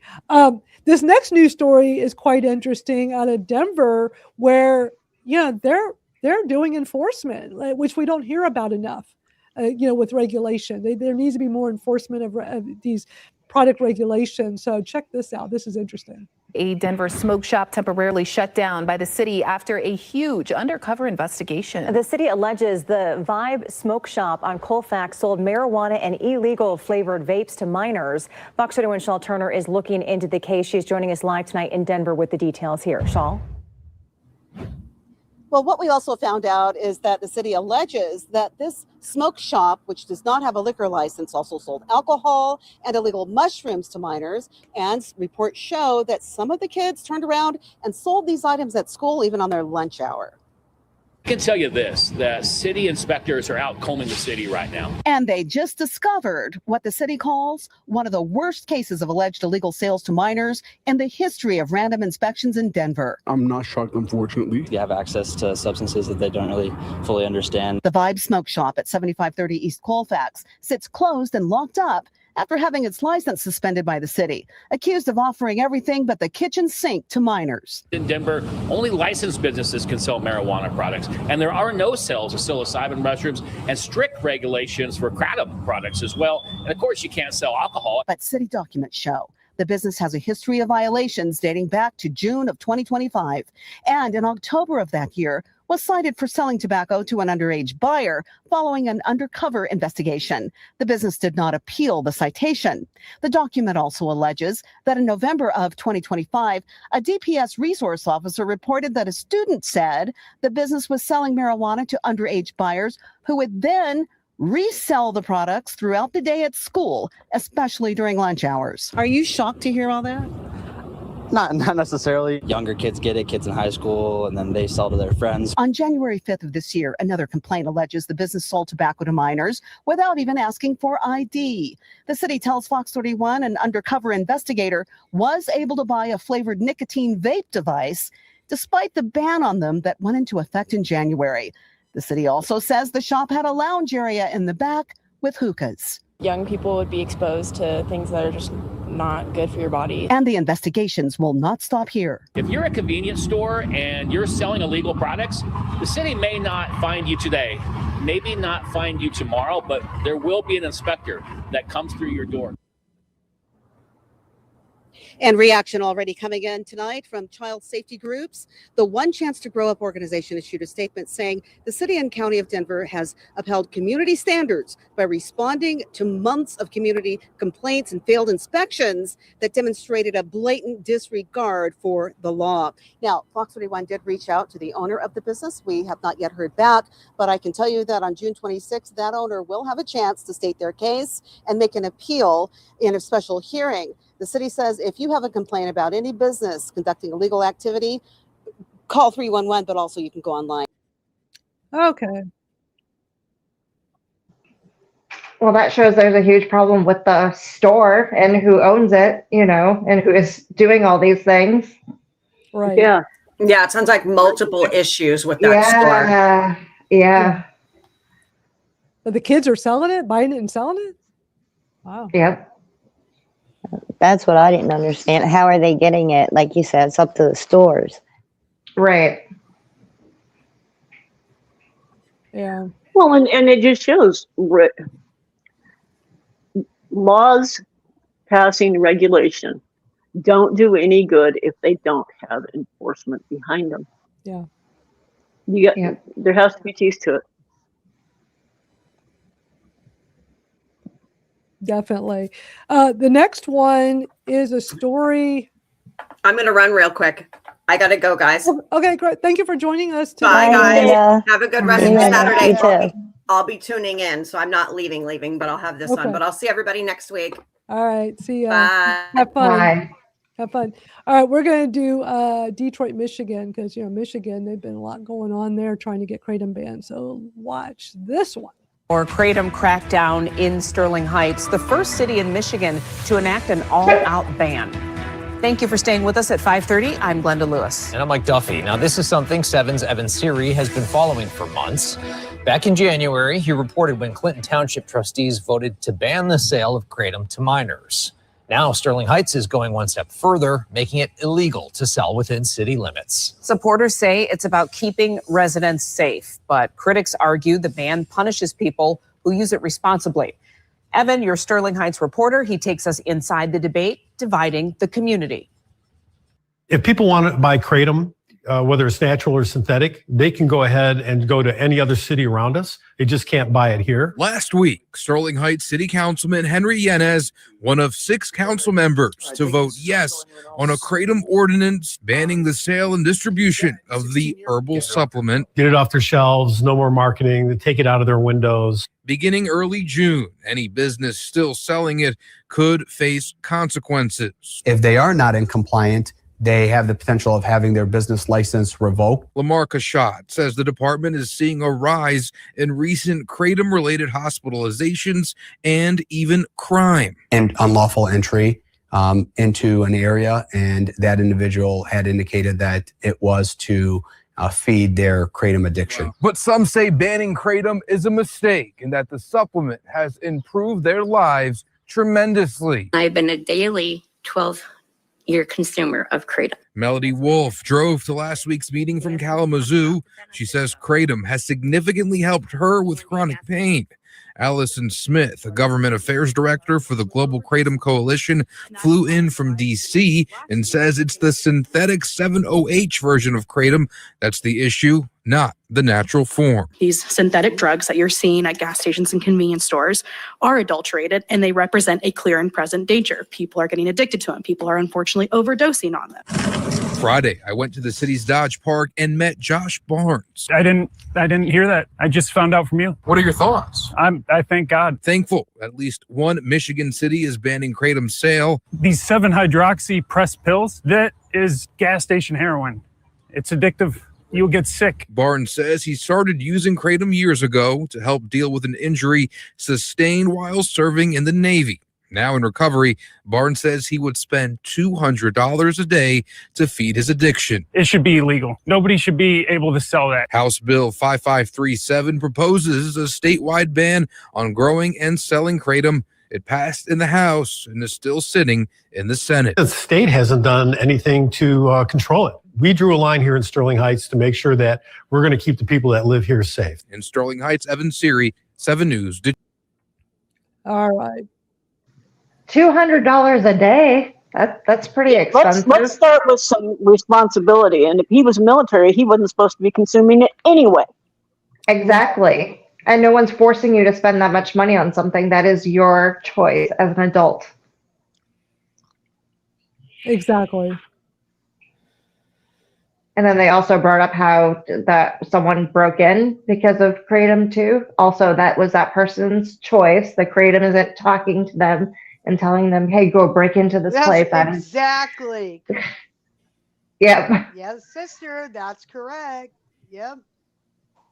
And I really don't, and people aren't going in to steal plain leaf, you know? Right. They're just not. Yep.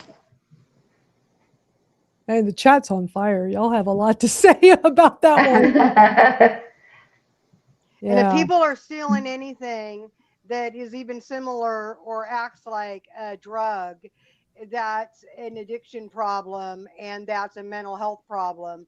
And right. That's not going to be resolved with banning something. You get that correct. Mm-hmm. Yeah. The other thing that I noticed is, well, they can just go somewhere else to buy it. Really? I know. How are you solving an issue by saying, well, go 2 miles down the road to the next town over and buy it? That's not solving an issue. How about putting regulations on it? Mm-hmm. Age gating, proper labeling, proper safety inspections, and education.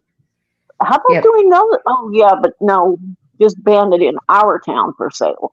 Right. And I even watched one where somebody pointed out that when they were talking about the kids, that the kids got on a bus in the next town where it was still illegal and could still walk by and get it. So it didn't really help their town. It didn't do anything. No.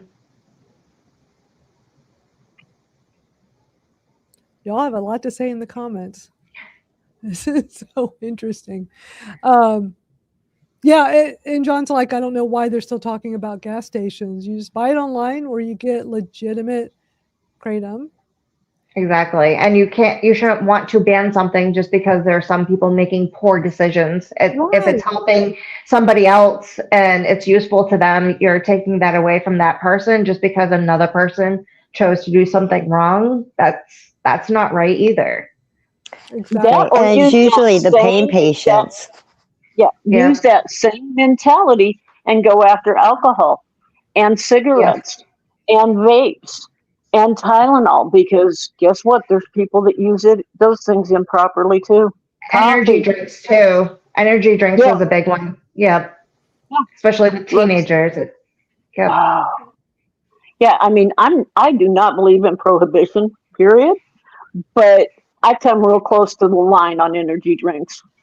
Mm-hmm. Yeah.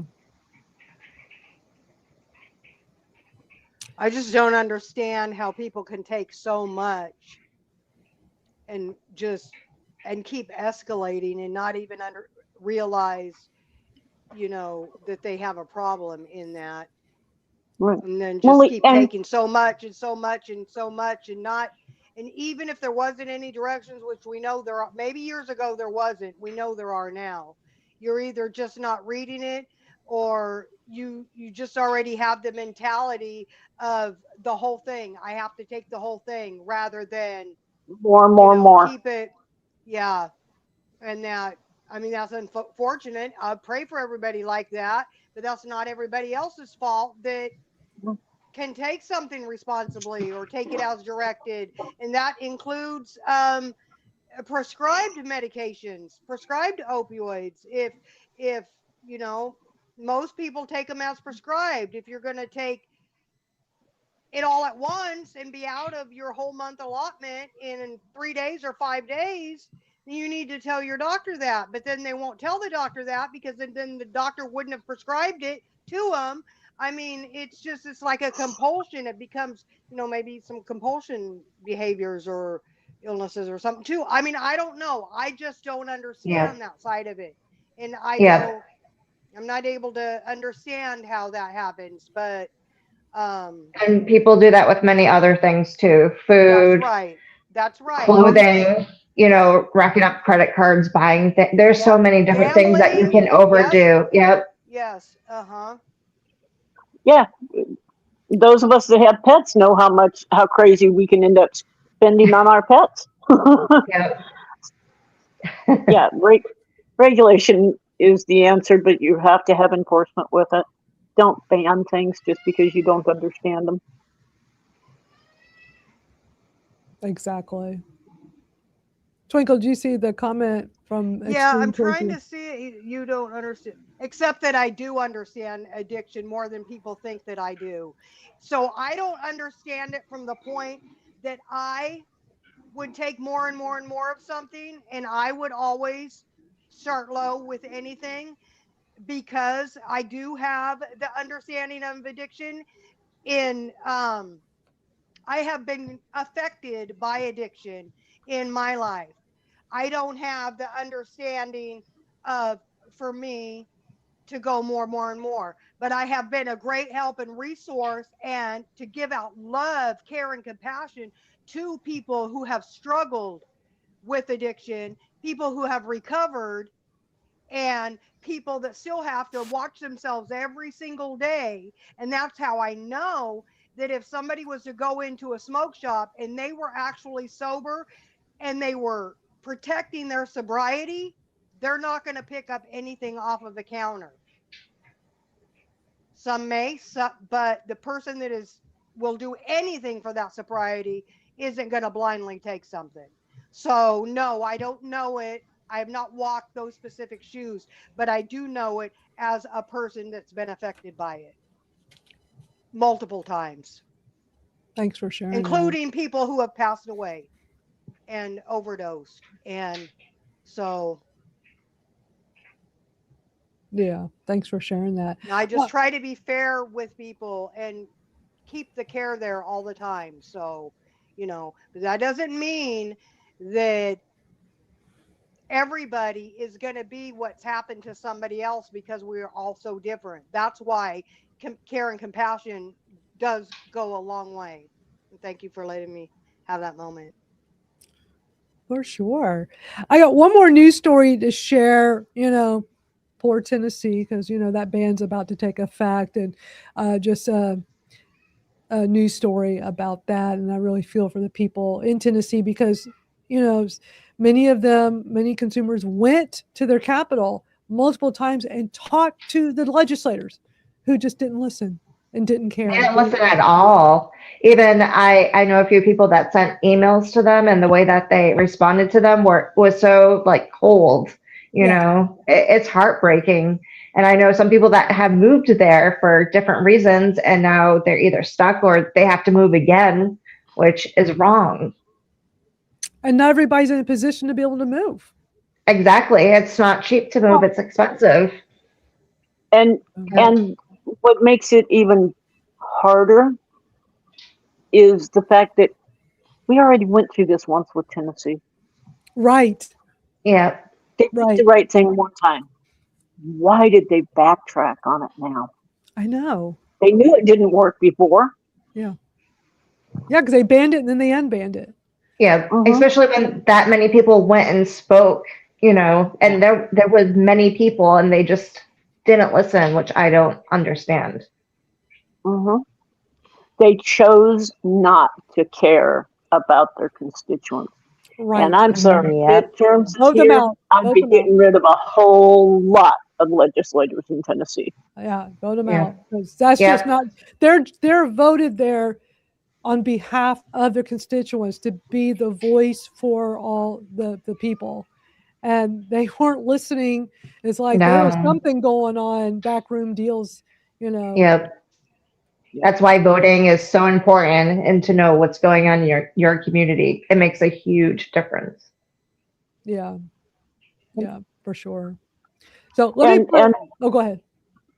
The other thing is, even moving is no longer a safe option, because how do you know that the state you go to isn't going to pull the same stupid stunt? Yeah. Our education has got to get better. We have got to make those personal connections. And when those personal connections don't work, get rid of them. Vote them out. Exactly. Yeah, Connecticut. Yeah. And with Connecticut, I was so impressed by how they had that comment period where it went all day long and people could call in, and they had over 400 people calling in or was it 400 people?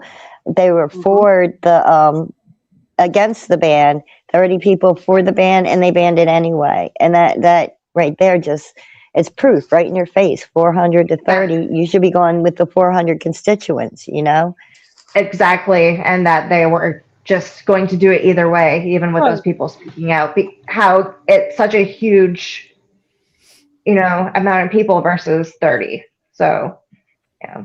Yeah, what a shame, And yes, we know 70H has played a role in confusing legislators, but the lobbying groups are supposed to be educating them. But we're all trying to do as much education as possible so people understand there are differences. But just because we have different voices here on this show each week, the finger doesn't need to keep being pointed at us. We're trying to educate people.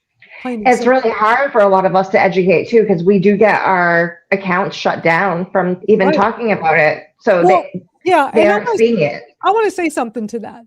So y'all know about Facebook. Facebook has shut down countless Facebook pages, groups, and profiles. Becca, who was one of our regulars here on the Gals, she's taking a little much needed break right now from some of the advocacy work, is she has this Facebook she's told us about, her personal Facebook she's had for a very, very long time, and she lost it. And it's very defeating, right? I had a Kratom Stories podcast Facebook page. It got deleted last year. But here's the thing I'm not quite understanding. The AKA lost their Facebook page a while back, like a lot of us did. They got theirs back. And nobody's talked about this. And they got it back, I want to say, maybe a few months ago. And I would sure like to know, how did they get theirs back when none of us can get? I have been getting dinged left and right from Facebook lately about these old posts. They dinged me last week because one of my from last year was letting people know, hey, I'm on NBC Nightly News tonight. They're doing a story on me about Kratom, because that one word Kratom was in there. And this is their AI bots that are going and doing these keyword searches.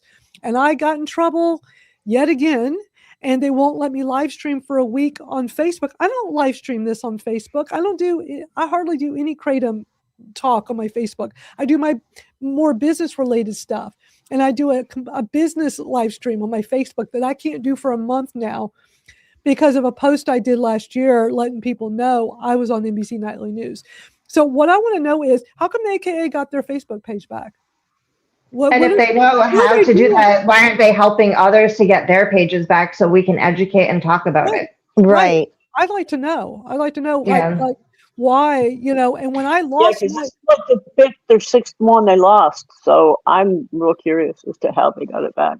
Yeah, and when I lost my YouTube channel last December, what I did is I emailed Mac and some other people, the AKA. I also emailed GKC to let them know that I lost this. I've spent countless hours volunteering my time to help educate this community, and I lost my entire YouTube channel with no notice.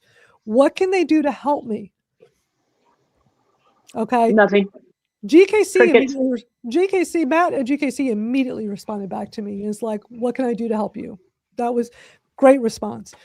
Mac didn't respond until like a week later, I think it was, on this live stream. I'm telling the story I'm telling now. And Heidi Sikora was watching, and because she was part of the email thread when I emailed him about this, I CC'd her and a few other Kratom advocates that work with the AKA. And she saw me talking about it, so she alerted Mac.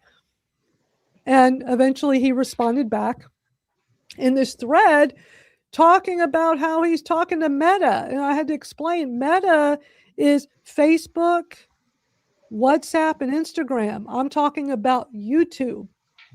So, and once or twice on an AKA webinar, he mentioned about talking to the people at Meta, which is Facebook.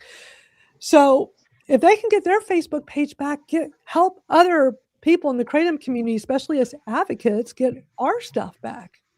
Exactly. It's a huge problem. If we're able to talk about it and tell the truth about it, that does make a huge difference for everybody.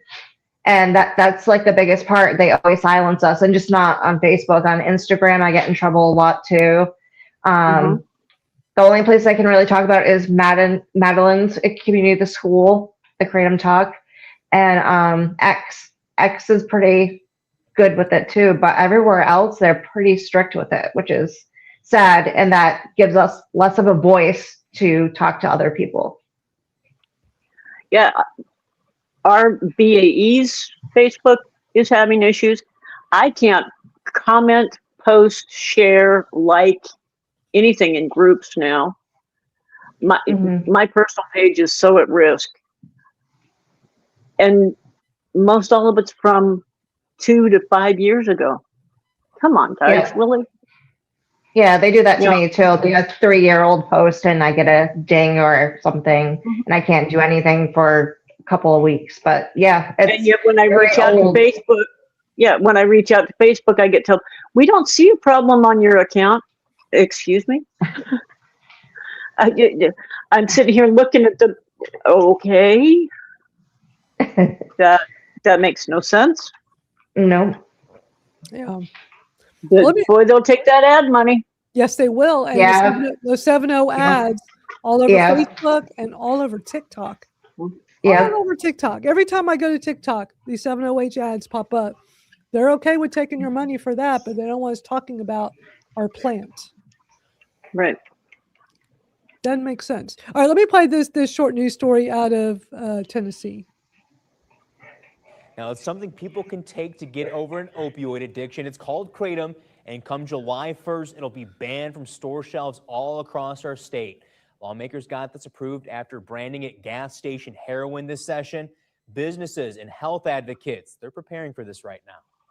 Kratom has been branded as gas station heroin by lawmakers. People can get addicted to it. Some of the folks that we've worked with have even said things that it's been worse than coming off of heroin, And that's scary for our communities. Ashley Krause at Renew Clinic is a recovering heroin addict herself, going on 10 years now. She feels long-term a kratom ban will benefit the state, but short-term may be a different story. One of my biggest concerns is the risk of people going back out to opioids that may have used kratom to get off of opioids. Kratom comes in multiple forms, including capsules and powder. The CEO of Katz Botanicals in Middle Tennessee, Paul DeRito, sells products here in East Tennessee. He says he's losing a lot of customers with this new law. Well, think about 3,500 customers I can't sell to anymore. And Tennessee is one of our larger states as far as volume goes. He says customers spend on average $120 a month, meaning he'll miss out on more than $5 million of business in Tennessee a year. He says he's already cutting off supply to Tennessee and moving his warehouse to Kentucky. Now he wonders what people will do without kratom being available. They might go back to rehab, right? Some people will probably black market it. Renew Clinic's chairman hopes people who are struggling with kratom withdrawal visit them or any rehab to get help before it's too late. Please, please do your homework before July 1 gets here. And all of a sudden you just, bam, you're forced to deal with something that you're not ready for. Reach out. Now, the folks at Renew Clinic did mention Knoxville's opioid numbers are trending down right now in a good direction, but they fear this ban may bump those numbers back up. Okay. And so the numbers are down with those deaths, but they think it's going to go up now? Yeah. Why do they think that is then? Well, yeah, exactly. Yep. They have admitted that their opioid use is going to go up, their OD numbers are going to go up, their potential suicides are going to go up. But yep, let's keep this ban in place. They also admitted that small businesses that are there are leaving the state and moving because of this too. So they're losing small businesses that pay taxes and that give to the communities there. Yeah, $5 million a year. That's a pretty significant hit. Mm-hmm. Yep. Yeah, for sure. And then the other people that will move, because there are some people that are definitely going to move and they're going to lose those residents as well. So I don't know how they think this was a good idea. Yeah. I think they're thinking that the rehab industries will pick up a lot of the slack. Yeah. And the stuff. Right. Oh, yeah. But what about all the chronic pain patients in that state? And Right. they're saying, let's wash our hands of this because we don't care. No. Well, they figure they can just put the chronic pain patients on Suboxone, so they'll be right in with the addiction patients. Right. We always matter less. Every We time. even matter at all. Started with the opiate, the war on drugs, and so many of us lost access to our pain meds. I took my opiates every day for 9 years for my chronic pain. I was never addicted to them. I never had any issues. I know people do, but a lot of us don't. And we got caught up in this whole epidemic because of people, overusing them. And let me tell you, the people that have not been through that, y'all are so lucky. I mean, I had a great doctor that treated me respectfully, but the pharmacies, I heard a lot of horror stories about how doctors treated their patients. So many times looking at you like you're a junkie, but they're trying to treat your pain. They don't believe you. But pharmacies, so disrespectful. I can't tell you how many times at all different pharmacies, the way I'd be treated, the way I would be profiled. I didn't even have that many tattoos back then. So it's not like I looked like I was some druggie. But of course now with all these tattoos, I'm sure people will be looking at me even more. But chronic pain is chronic pain. We just don't want to suffer. And I shouldn't have to go to the streets, something I've never done before, but I shouldn't have to resort to that. And how many people in Tennessee are going to be doing that too, because they have no other choice. Exactly. It's like get on Suboxone. Some people don't have health. Some don't have health insurance. So what are they going to do? Yeah. Not everyone has health insurance. That's what I keep saying over and over. There are so many barriers to Mhm. patients, even if they have health insurance. Most Yep. people have the copays and the deductibles that are out of reach, and I'm one of those Yep. people. I'm getting ready to go back, and I have after 10 years, I have an appointment scheduled in July, but just my husband's health alone with his heart and his amputation recently and everything else, I mean, we'll be paying for that for our lifetime, and it just keeps Yeah. going on and on and on. And so people are using these products Exactly. in lieu of healthcare because they're trying to save their own lives, keep themselves above water, and Right. And feed their family and just have a place to live. Everything is expensive. right. So, it's yeah. very expensive. Extreme, you should be able to ask your pharmacy about that. If it's a different manufacturer, you should be able to ask them about that. Usually they change manufacturers to save money. I've had pharmacies just change it every month.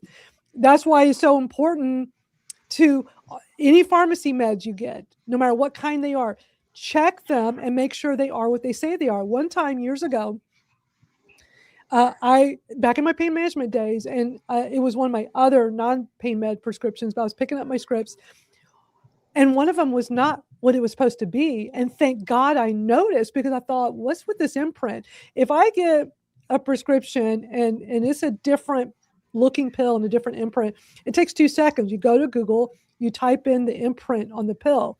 So if it said like E33, you go to Google, E33 pill.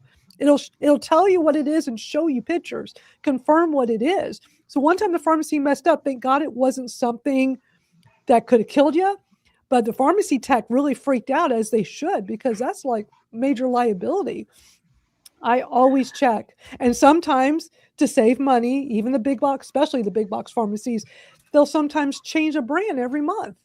It's like, why is this completely different than what I just had?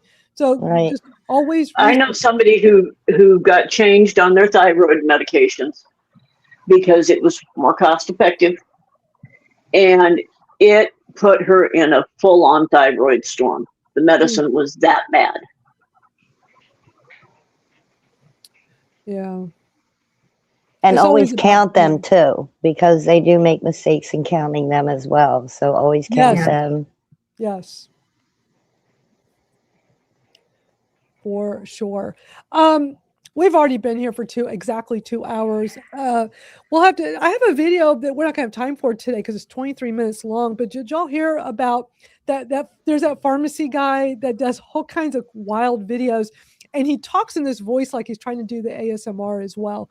And he did a video where he bought 7-OH tablets and then had them sent to a lab to get the results, and then he talked to a friend who could decipher it more than he could as a pharmacist. It's really interesting. I watched it. It's 23 minutes long though, but maybe we'll just save it for next week because we don't have time right now. But has anybody seen it? Do y'all know what I'm talking about? I haven't seen it. His name is Grant Harting. He has like over 1 million subscribers. And I've seen a few people talking about it. We've watched some clips of his videos in the past year. He's a farm. Here, I'll just play a little bit of the beginning, because if anybody wants to go watch this, I'll give you the info. But it's he's just an interesting dude. He makes these videos. He does this. The way he talks is just he's an interesting guy. Let me just play a little bit of this. Take a look at this guy. So what we have here is Eat Perks 7-hydroxymetragedine. This is a very controversial topic nowadays, very controversial chemical. It's a watermelon slushy flavored. Love it. All right, so to tell you a little bit about this, 7-hydroxymetragedine interacts with the opioid receptors. When you take this, you feel euphoria, you feel drowsiness, you feel pain relief. Other opioids are things like morphine, fentanyl, oxycodone. This is kind of similar. What I actually like about this chemical is it is different from any other opioid on the market, in that the chemical structure is such that it interacts with the opioid receptors in a different way. Plus it interacts with other receptors, and that could, very, very key word here, could be beneficial. More than likely, the 7-hydroxy chemical itself probably wouldn't be that. We just don't have time to watch this 23-minute video, but it's interesting. I if anybody hasn't seen this yet, you don't want to wait until we all watch it together. Just go to YouTube, type in Grant, Grant, Grant Harting, Harting. That's his name. And this is a video just came out. It has 68,000 views. But yeah, something with the ASMR with the voice thing, Venus. I have a hard time listening to him. But I started watching it the other day, and it's really interesting. It's worth watching. I thought it'd be fun if we all watched as a group because it was interesting. I just didn't know how long it would take the first half of the show, and it took a while. So needed to. And I only watched the first half, so I'm excited to watch the rest of it. Yeah. So if anybody doesn't want to wait, but I think it'd be fun to do it together as a group because it was just super interesting. Yeah. I've seen him on TikTok too. Like he buys all kinds of things and then talks about them, and it's interesting. Do we have time to watch the whole thing now? It's 23 minutes long. Oh, okay. It's pretty long. It'll take us a while to go through it, and we're probably going to want to talk about some of it. I don't know. I mean, I think I've seen him sometimes in my TikTok feed, in his video will say something like I think he says I'm a pharmacist in 4 states or something. And I mean, he has a lot of followers. So I can't imagine him being allowed to say that if it wasn't true. Wouldn't he get in trouble? I would think so. So I would think so. Hash Guy says Grant's favorite thing is boner pills and other weird potions. He's interesting but weird. That's a great way to put it. He is. He's a little weird, and sometimes I have a hard time watching his videos. But this one I thought was really interesting, really interesting. So because he literally buys 7-OH and he goes and gets them analyzed, and it's expensive to get them tested.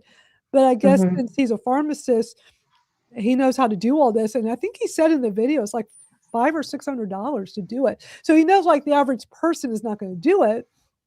So he wanted to do it and share the results. That's interesting. It is. It really is interesting. So, and he's got 2,100 comments on this video. So I would love for us to watch as a group sometime. It'll take too long to go through it.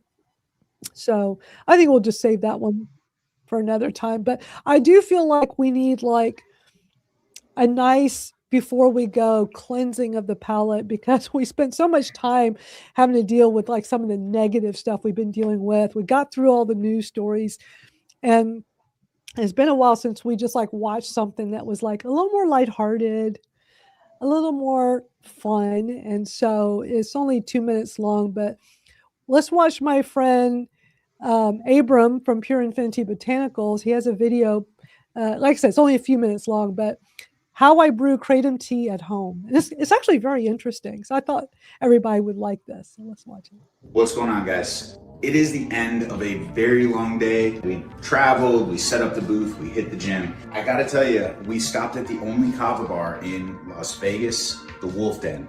These guys are amazing because they hooked us up with some crushed leaf here. And they hooked me up with a half a gallon of KT on the house.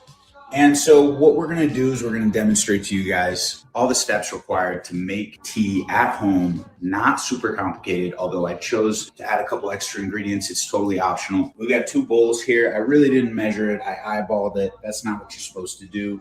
I'm going to provide you guys with a ratio later in another video. But for this one, we're showing you some crushed leaf. We went ahead and we leveled it up with a little lemon ginger tea, hibiscus, and mint. Just because we're making some kratom tea, nobody said it had to be boring. So here's what we're going to do. We're going to dump the leaf and the tea into a bowl. We're going to squeeze some fresh lemon, and then we're going to stir it up. Now, when I'm brewing at my bar, I like to let this sit for a little bit longer. It's called an acid wash extraction. What this does is it allows the lemon juice to sort of penetrate the leaf. And when you add the hot water, it does a better job of extracting the alkaloids from the plant. We've mixed it up. Like I said, perfect is the enemy of good. We're gonna go ahead and pour our hot water in here. At the bar, we use 190-degree temperature water. Any higher than that, generally, and you can actually start to kill the alkaloids that are in the plant. Anything less, and it's not gonna be as effective at extracting the alkaloids. So 190 is the sweet spot. All right, we got it in there. We're gonna give it a stir. And before we put this in the refrigerator, It's really important to note you want to let this cool down for a little bit. The hardest part of this entire brew process is the time required to wait. A little bit of patience is key. So after this is cooled down on the countertop for an hour, I'm going to go ahead and put it in the fridge and let it steep for 24 hours. That's ideal. You can do it for a little bit less, but the longer you let it sit, the easier it is for you to strain, the more the kratom leaf settles to the bottom. And when you're straining, you don't need anything overly complex. You just need some cheesecloth. Pour it through the cheesecloth because nobody likes a gritty tea. And if you like a gritty tea, you're really wasting your digestive enzymes because there's almost no alkaloids left over in the plant matter. It's just insoluble fiber and making it harder for you to go number 2. As always, hope you enjoyed this video. Have a great evening. Okay. That was something a little different for us to watch. Exactly what we needed. That's how I felt. A good cleansing of the palate. Exactly. We really needed that. But yeah, we've had a good show. We've already been here for over 2 hours, so I just feel like we've talked a lot today. If anybody got here late, watch the replay. We had lots on our mind. We didn't do a word. Oh yes, no. let's do a word for the chat, and so those of you live in the chat, we're going to give you a word or a phrase, so we know you're here with us live. And for those that are catching the replay, and we appreciate that so much, put the word in the comments so we'll know you got here. You're right now we're at the 2 hour and 9 minute mark, so we know you're here, and that's like a long time to be hanging out and watching us. I'm glad y'all like the kratom tea. I just thought it'd be something fun and different to show y'all, so thank y'all for the comments in here. So last week, our phrase was keep kratom legal, which I thought was a good one. So for today, I think our word for us is very fitting, especially if you were here for like the first 2/3 of the show. The word to put in the chat right now, united, because we got to be united to help keep our kratom legal. Perfect. So important. So let us know you're Love here. that. Love that. Yeah, that's a good word. So let us know you're here by putting that in the live chat. And for those watching the replay right now, put that in the comments so we'll know you're here with us. So yeah, that's just a very fitting word for today, because there's so much happening with kratom. We're constantly under attack, and it's very unsettling.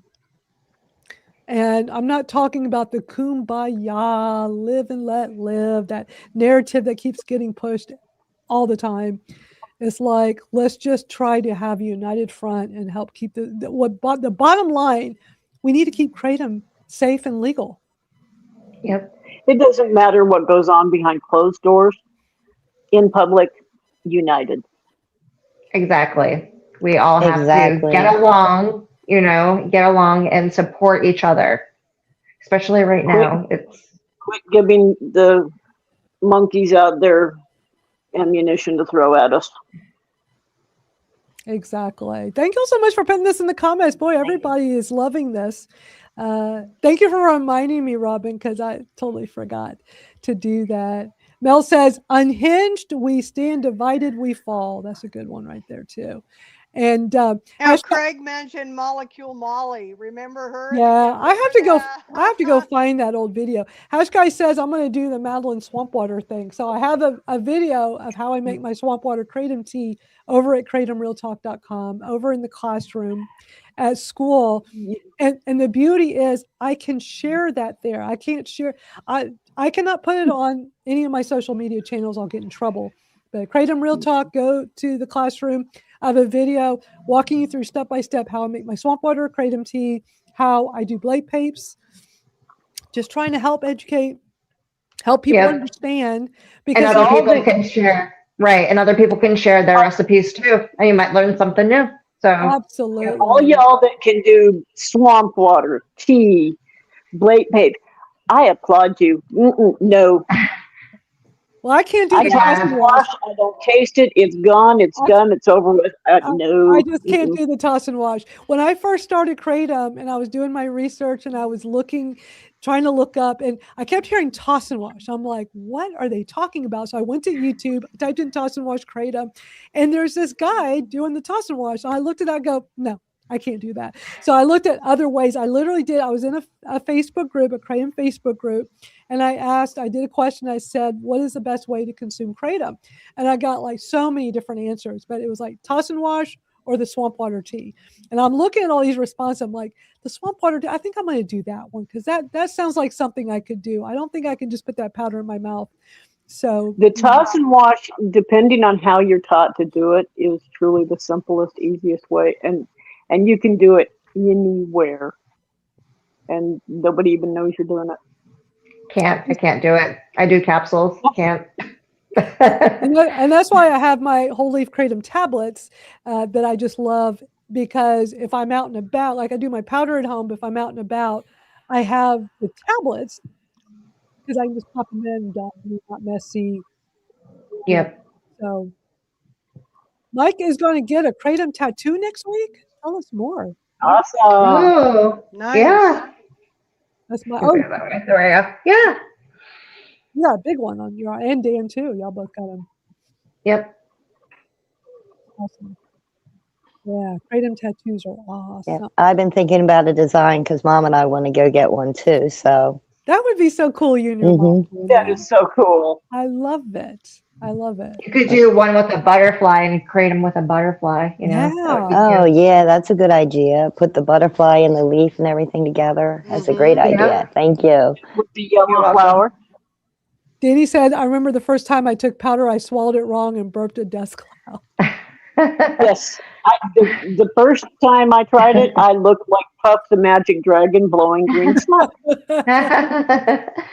And it went to, eating it in peanut butter for a while and mixing it with chocolate, melted chocolate. I tried all those. Chocolate. Yeah. Yogurt. Yeah, we got great advice here from Melly Star. Says if you take powder, please put water in your mouth first, pull it under your tongue, then take a small amount, work your way up. Less is more. That's cool. Thank you for the advice. Thank you. Yeah, I put see, I'm different. Most people put the water in the back of their mouth. I can't do that. I have to put it right in the front of my mouth, drop the powder on top of it, and swallow. But I don't even taste it. Knock on wood, 95% of the time, unless I have a toss and wash fail, because those do still occasionally happen. Yeah, and John's saying I'm going to try. He says we're going to try the Kratom tablets soon. I have the link here on the screen. So these are the ones that advocate, that I buy from, that I support, that I promote, because I appreciate the companies that are all about educating and advocating for our plant, like Sarah and her husband. So their company, Mitrespect, does the vegan capsules, which if you're going to do capsules, that's the best way to do it, are the vegan ones. And then for the tablets, Super Speciosa. And I've got all the information at that link right there. So check that out. If anybody wants more information, or just message me and I'd be happy to send you the info on that. Well, great hanging out with y'all today. It was a great show. Always a good show, and I'm glad. Thank you, everybody. Yeah, and Venus.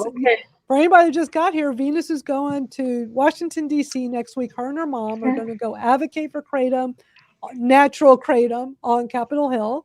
Super excited. We talked about it earlier, so if you missed that part, catch the replay. But super excited. I cannot wait till next week, Venus, so you and your mom would she come on here too to talk with us, do you think? I will ask her. It depends on if she has something else she has to do, but if she doesn't, I'm sure she will. Would love for her to share, but we want to hear from you. I hope you'll make some videos while you're there. I know it's not easy to remember to do it when you're in the moment. I'm that way too. I'll forget, but I hope you'll try to remember to make a few videos along the way so you can share with us, like give us that experience of being there. Yeah, and since I've been doing the video like a rock star thing, I'm a little bit more used to doing the videos, just off the cuff like that. So yeah. So I don't think it'll be a problem. I think it'll be great. I'm excited. I'm very excited. Well, you're going to do so great. We're also excited for you, and not being deterred from going, because after what you just went through, the way you were addressed publicly by Mac at the AKA, most people would just cower and just not go. And I'm glad you're standing up for yourself and the importance. I would go if I didn't live so far, but I had to try to fundraise to afford to hop on a plane and Yeah. go and get a hotel, you and your mom are going to go for the day. And so I love that y'all are going to go do that, and you're not deterred. That was more Amen. important to you and your Mhm. mom is y'all's stories, as it should be, not somebody telling you like you're going to be stricken from the list. So don't come here go do your own thing, but don't come here with us. Right. Not somebody's personal opinion and bias against me. I'm gonna go, and I'm not gonna be intimidated. So yeah. Good. I'm so glad that you're still going, and that, because look, a Hill Day on Capitol Hill just means a group going together, but anybody can go do that. So I love that that next is Tuesday, right? Y'all are doing that Tuesday next week. Yes. Venus and her mom are going to do their own individual Hill Day. I love that. The Venus and Mom Hill Day. I love it. Great. Yeah. And Thank setting you. your own appointments and still going. So Yep. and I wish I could be there with y'all too, but I y'all are know. gonna, Oh, me too. With you in It'll be a spirit, great love. learning experience. Oh, thank you. I know you will be. I know you will be. Yeah, I wish I could be there too, but it's graduation week, so it's kind of crazy. My oldest is graduating, so oh my we have all God. that. Oh, Congratulations. Yeah. But yeah, that's Yeah, going to be a congrats. change. Yeah. And Wow. Yeah. I really can't leave home, so They grow I'm up so kind of fast. tied to my house. They do. Yep. Well, we're all excited for you, Venus. And Venus next says week it's we'll get awesome. to hear all about it. Oh, I can't wait. I can't wait to hear all about it next week. Definitely. Yeah. I can't wait for you to fill us in on this. And no matter how good or bad it is, it's excellent. Exactly, because it doesn't. It's just sharing your story. Right. Thank When you. I went to Capitol Hill with the AKA a few years ago, it was nerve-wracking. And really what made it nerve-wracking was because I had a filmmaker. There was a guy doing a documentary that I'm in, and he wanted to film me going, and he was in the room. They wouldn't let him film in the room with me and the aide of the I went to.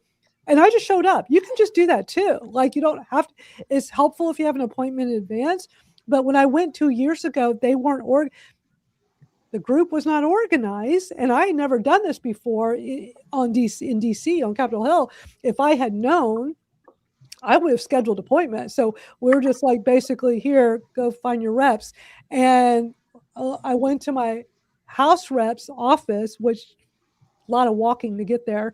And I finally found it. So the filmmaker's following me. He wants to film me walking down the street of the building, going up to the little directory, and I'm going like this. I'll have to grab that and post it. And That'd be so great. you wouldn't let him film us having our discussion. The legislator wasn't there. Legislators were out of session at the time, but the aides are all there. So I just randomly showed up. They let me talk to one of the aides. They wouldn't let him film, but he wanted to be in there. So we're sitting at this table. And it just made me more nervous that I had the filmmaker sitting there with me, because it was just kind of weird.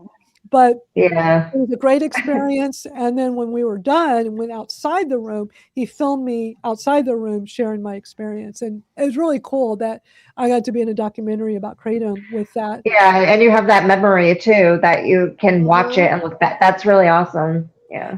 Exactly. And it's important to get our story out there. That's the bottom line. And it makes the biggest difference when they see you in person. If you can do it, it does. It makes a huge difference because they don't just read the email, they see you talking to them, and that it's important.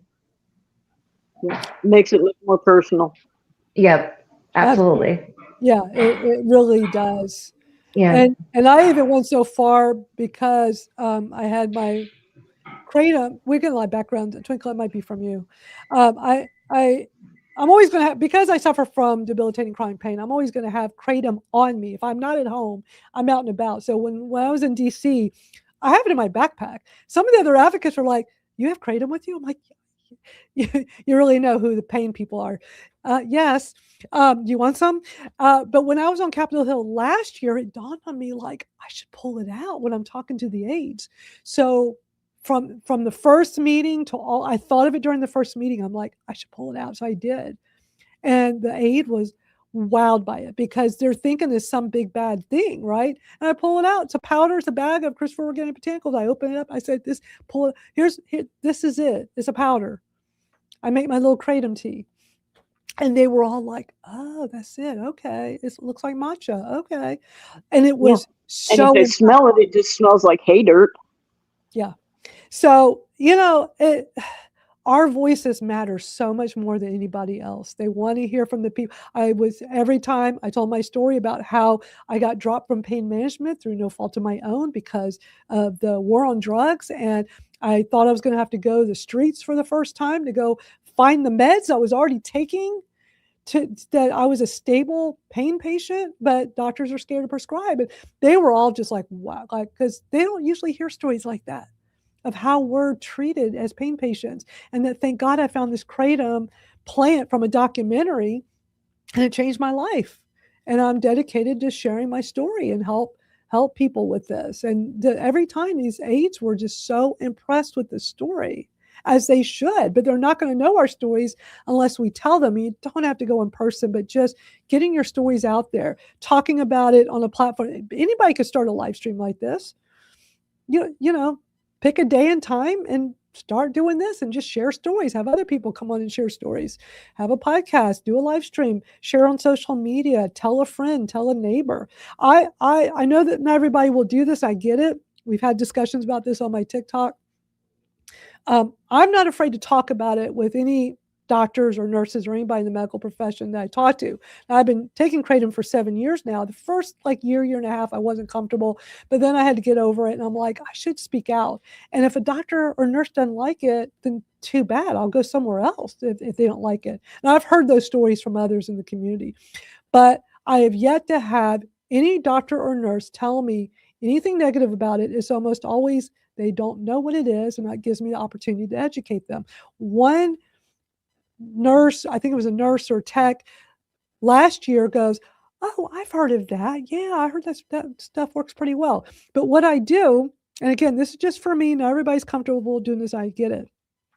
I want to open that doorway. I want to facilitate conversation. So whenever I go to a doctor or to anything where they list your meds, so let's update your meds. And when you put your list of what you currently taken, I put kratom in there under my meds. And what I love is that I fill that out in the thing. So when the nurse sits down with you, all right, so are you still taking these meds? And they read it off and they get to kratom. And I go, and usually it's kratom. What's that? And it's like, let me tell you. But it makes me feel good that I'm trying to facilitate conversation. And it's okay if they don't have time. I kind of gauge of how, because sometimes they're too busy, but I'm not afraid to do that because I want to normalize kratom as much as I can. And I feel like it can start with us, the consumers. We can help normalize it. So that's just my 2 cents. Nobody has to. Exactly. Talking to your neighbor about it, or at the post office. When I go to the post office, I talked to the lady at the post office and she never knew anything about it, but just on your way doing errands at the grocery store, the checkout lady, and have a conversation, and they learn something and find out about kratom, and it helps a lot. Yeah. My thing I like to do is when you're on the phone call with somebody and at the end they say, "Is there anything I can help you with?" People you're never going to see again in life. I say, "No, but," and I start telling them about plain leaf kratom tea. I advocate, I help chronic pain patients. So if you know somebody, I said, you already have my name, you already have my email address, just find me if you need me. So, and then I say, have a good day, bye. But I always try and get that in at the end. So I love doing that. That's awesome. Anything before we go? I'm going to wrap up with, one of our cool kratom songs, because that's always a great way to end our great show. Thank you, everybody. Yeah. Just thank you, everybody. Thank you all. It's been almost 2.5 hours. We've been 2 hours and 27 minutes. So Yeah, we'll look my dog's forward, up ready. Yeah, we look forward to next Saturday because Venus will report back and let us know how Capitol Hill was advocating for kratom. Cannot wait to hear it. I think today's song that'll be fitting for us to close out with is "You Can't Ban My Roots," because we are all fired up with all this advocacy talk and to send Venus off to Washington, D.C. next week. So y'all have a great rest of your day, great weekend. Thank you for spending time with us. We'll see y'all next Saturday. Bye, y'all. Thank you all. You can't bear roots, nah, nah, nah, nah. You can't ban my truth, nah, nah, nah, nah. Hey, Florida, we see the game. HB 1489, not today.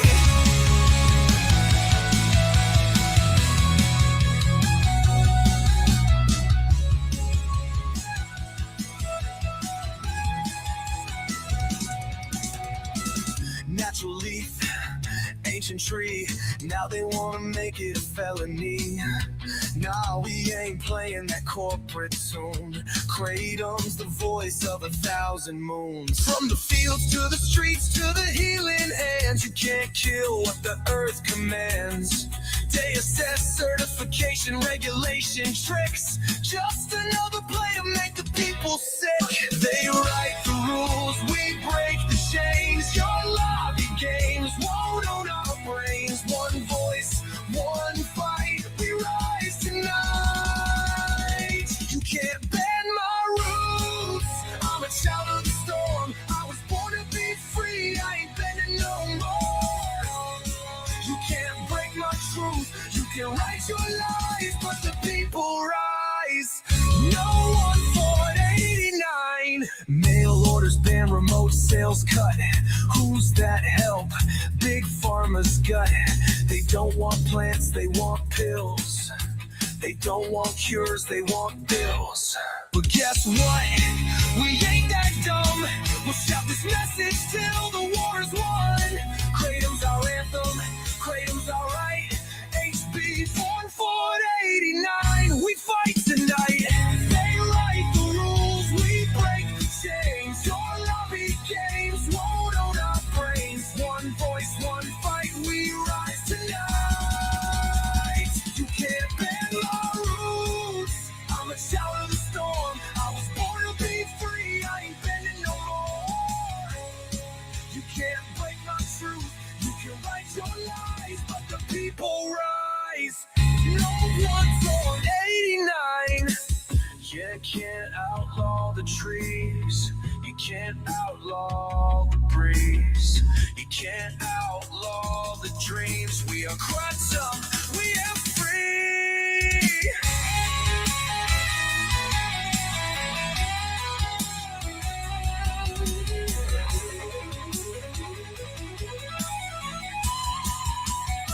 You can't ban my roots, I'm a child of the storm. I was born to be free, I ain't bending no more.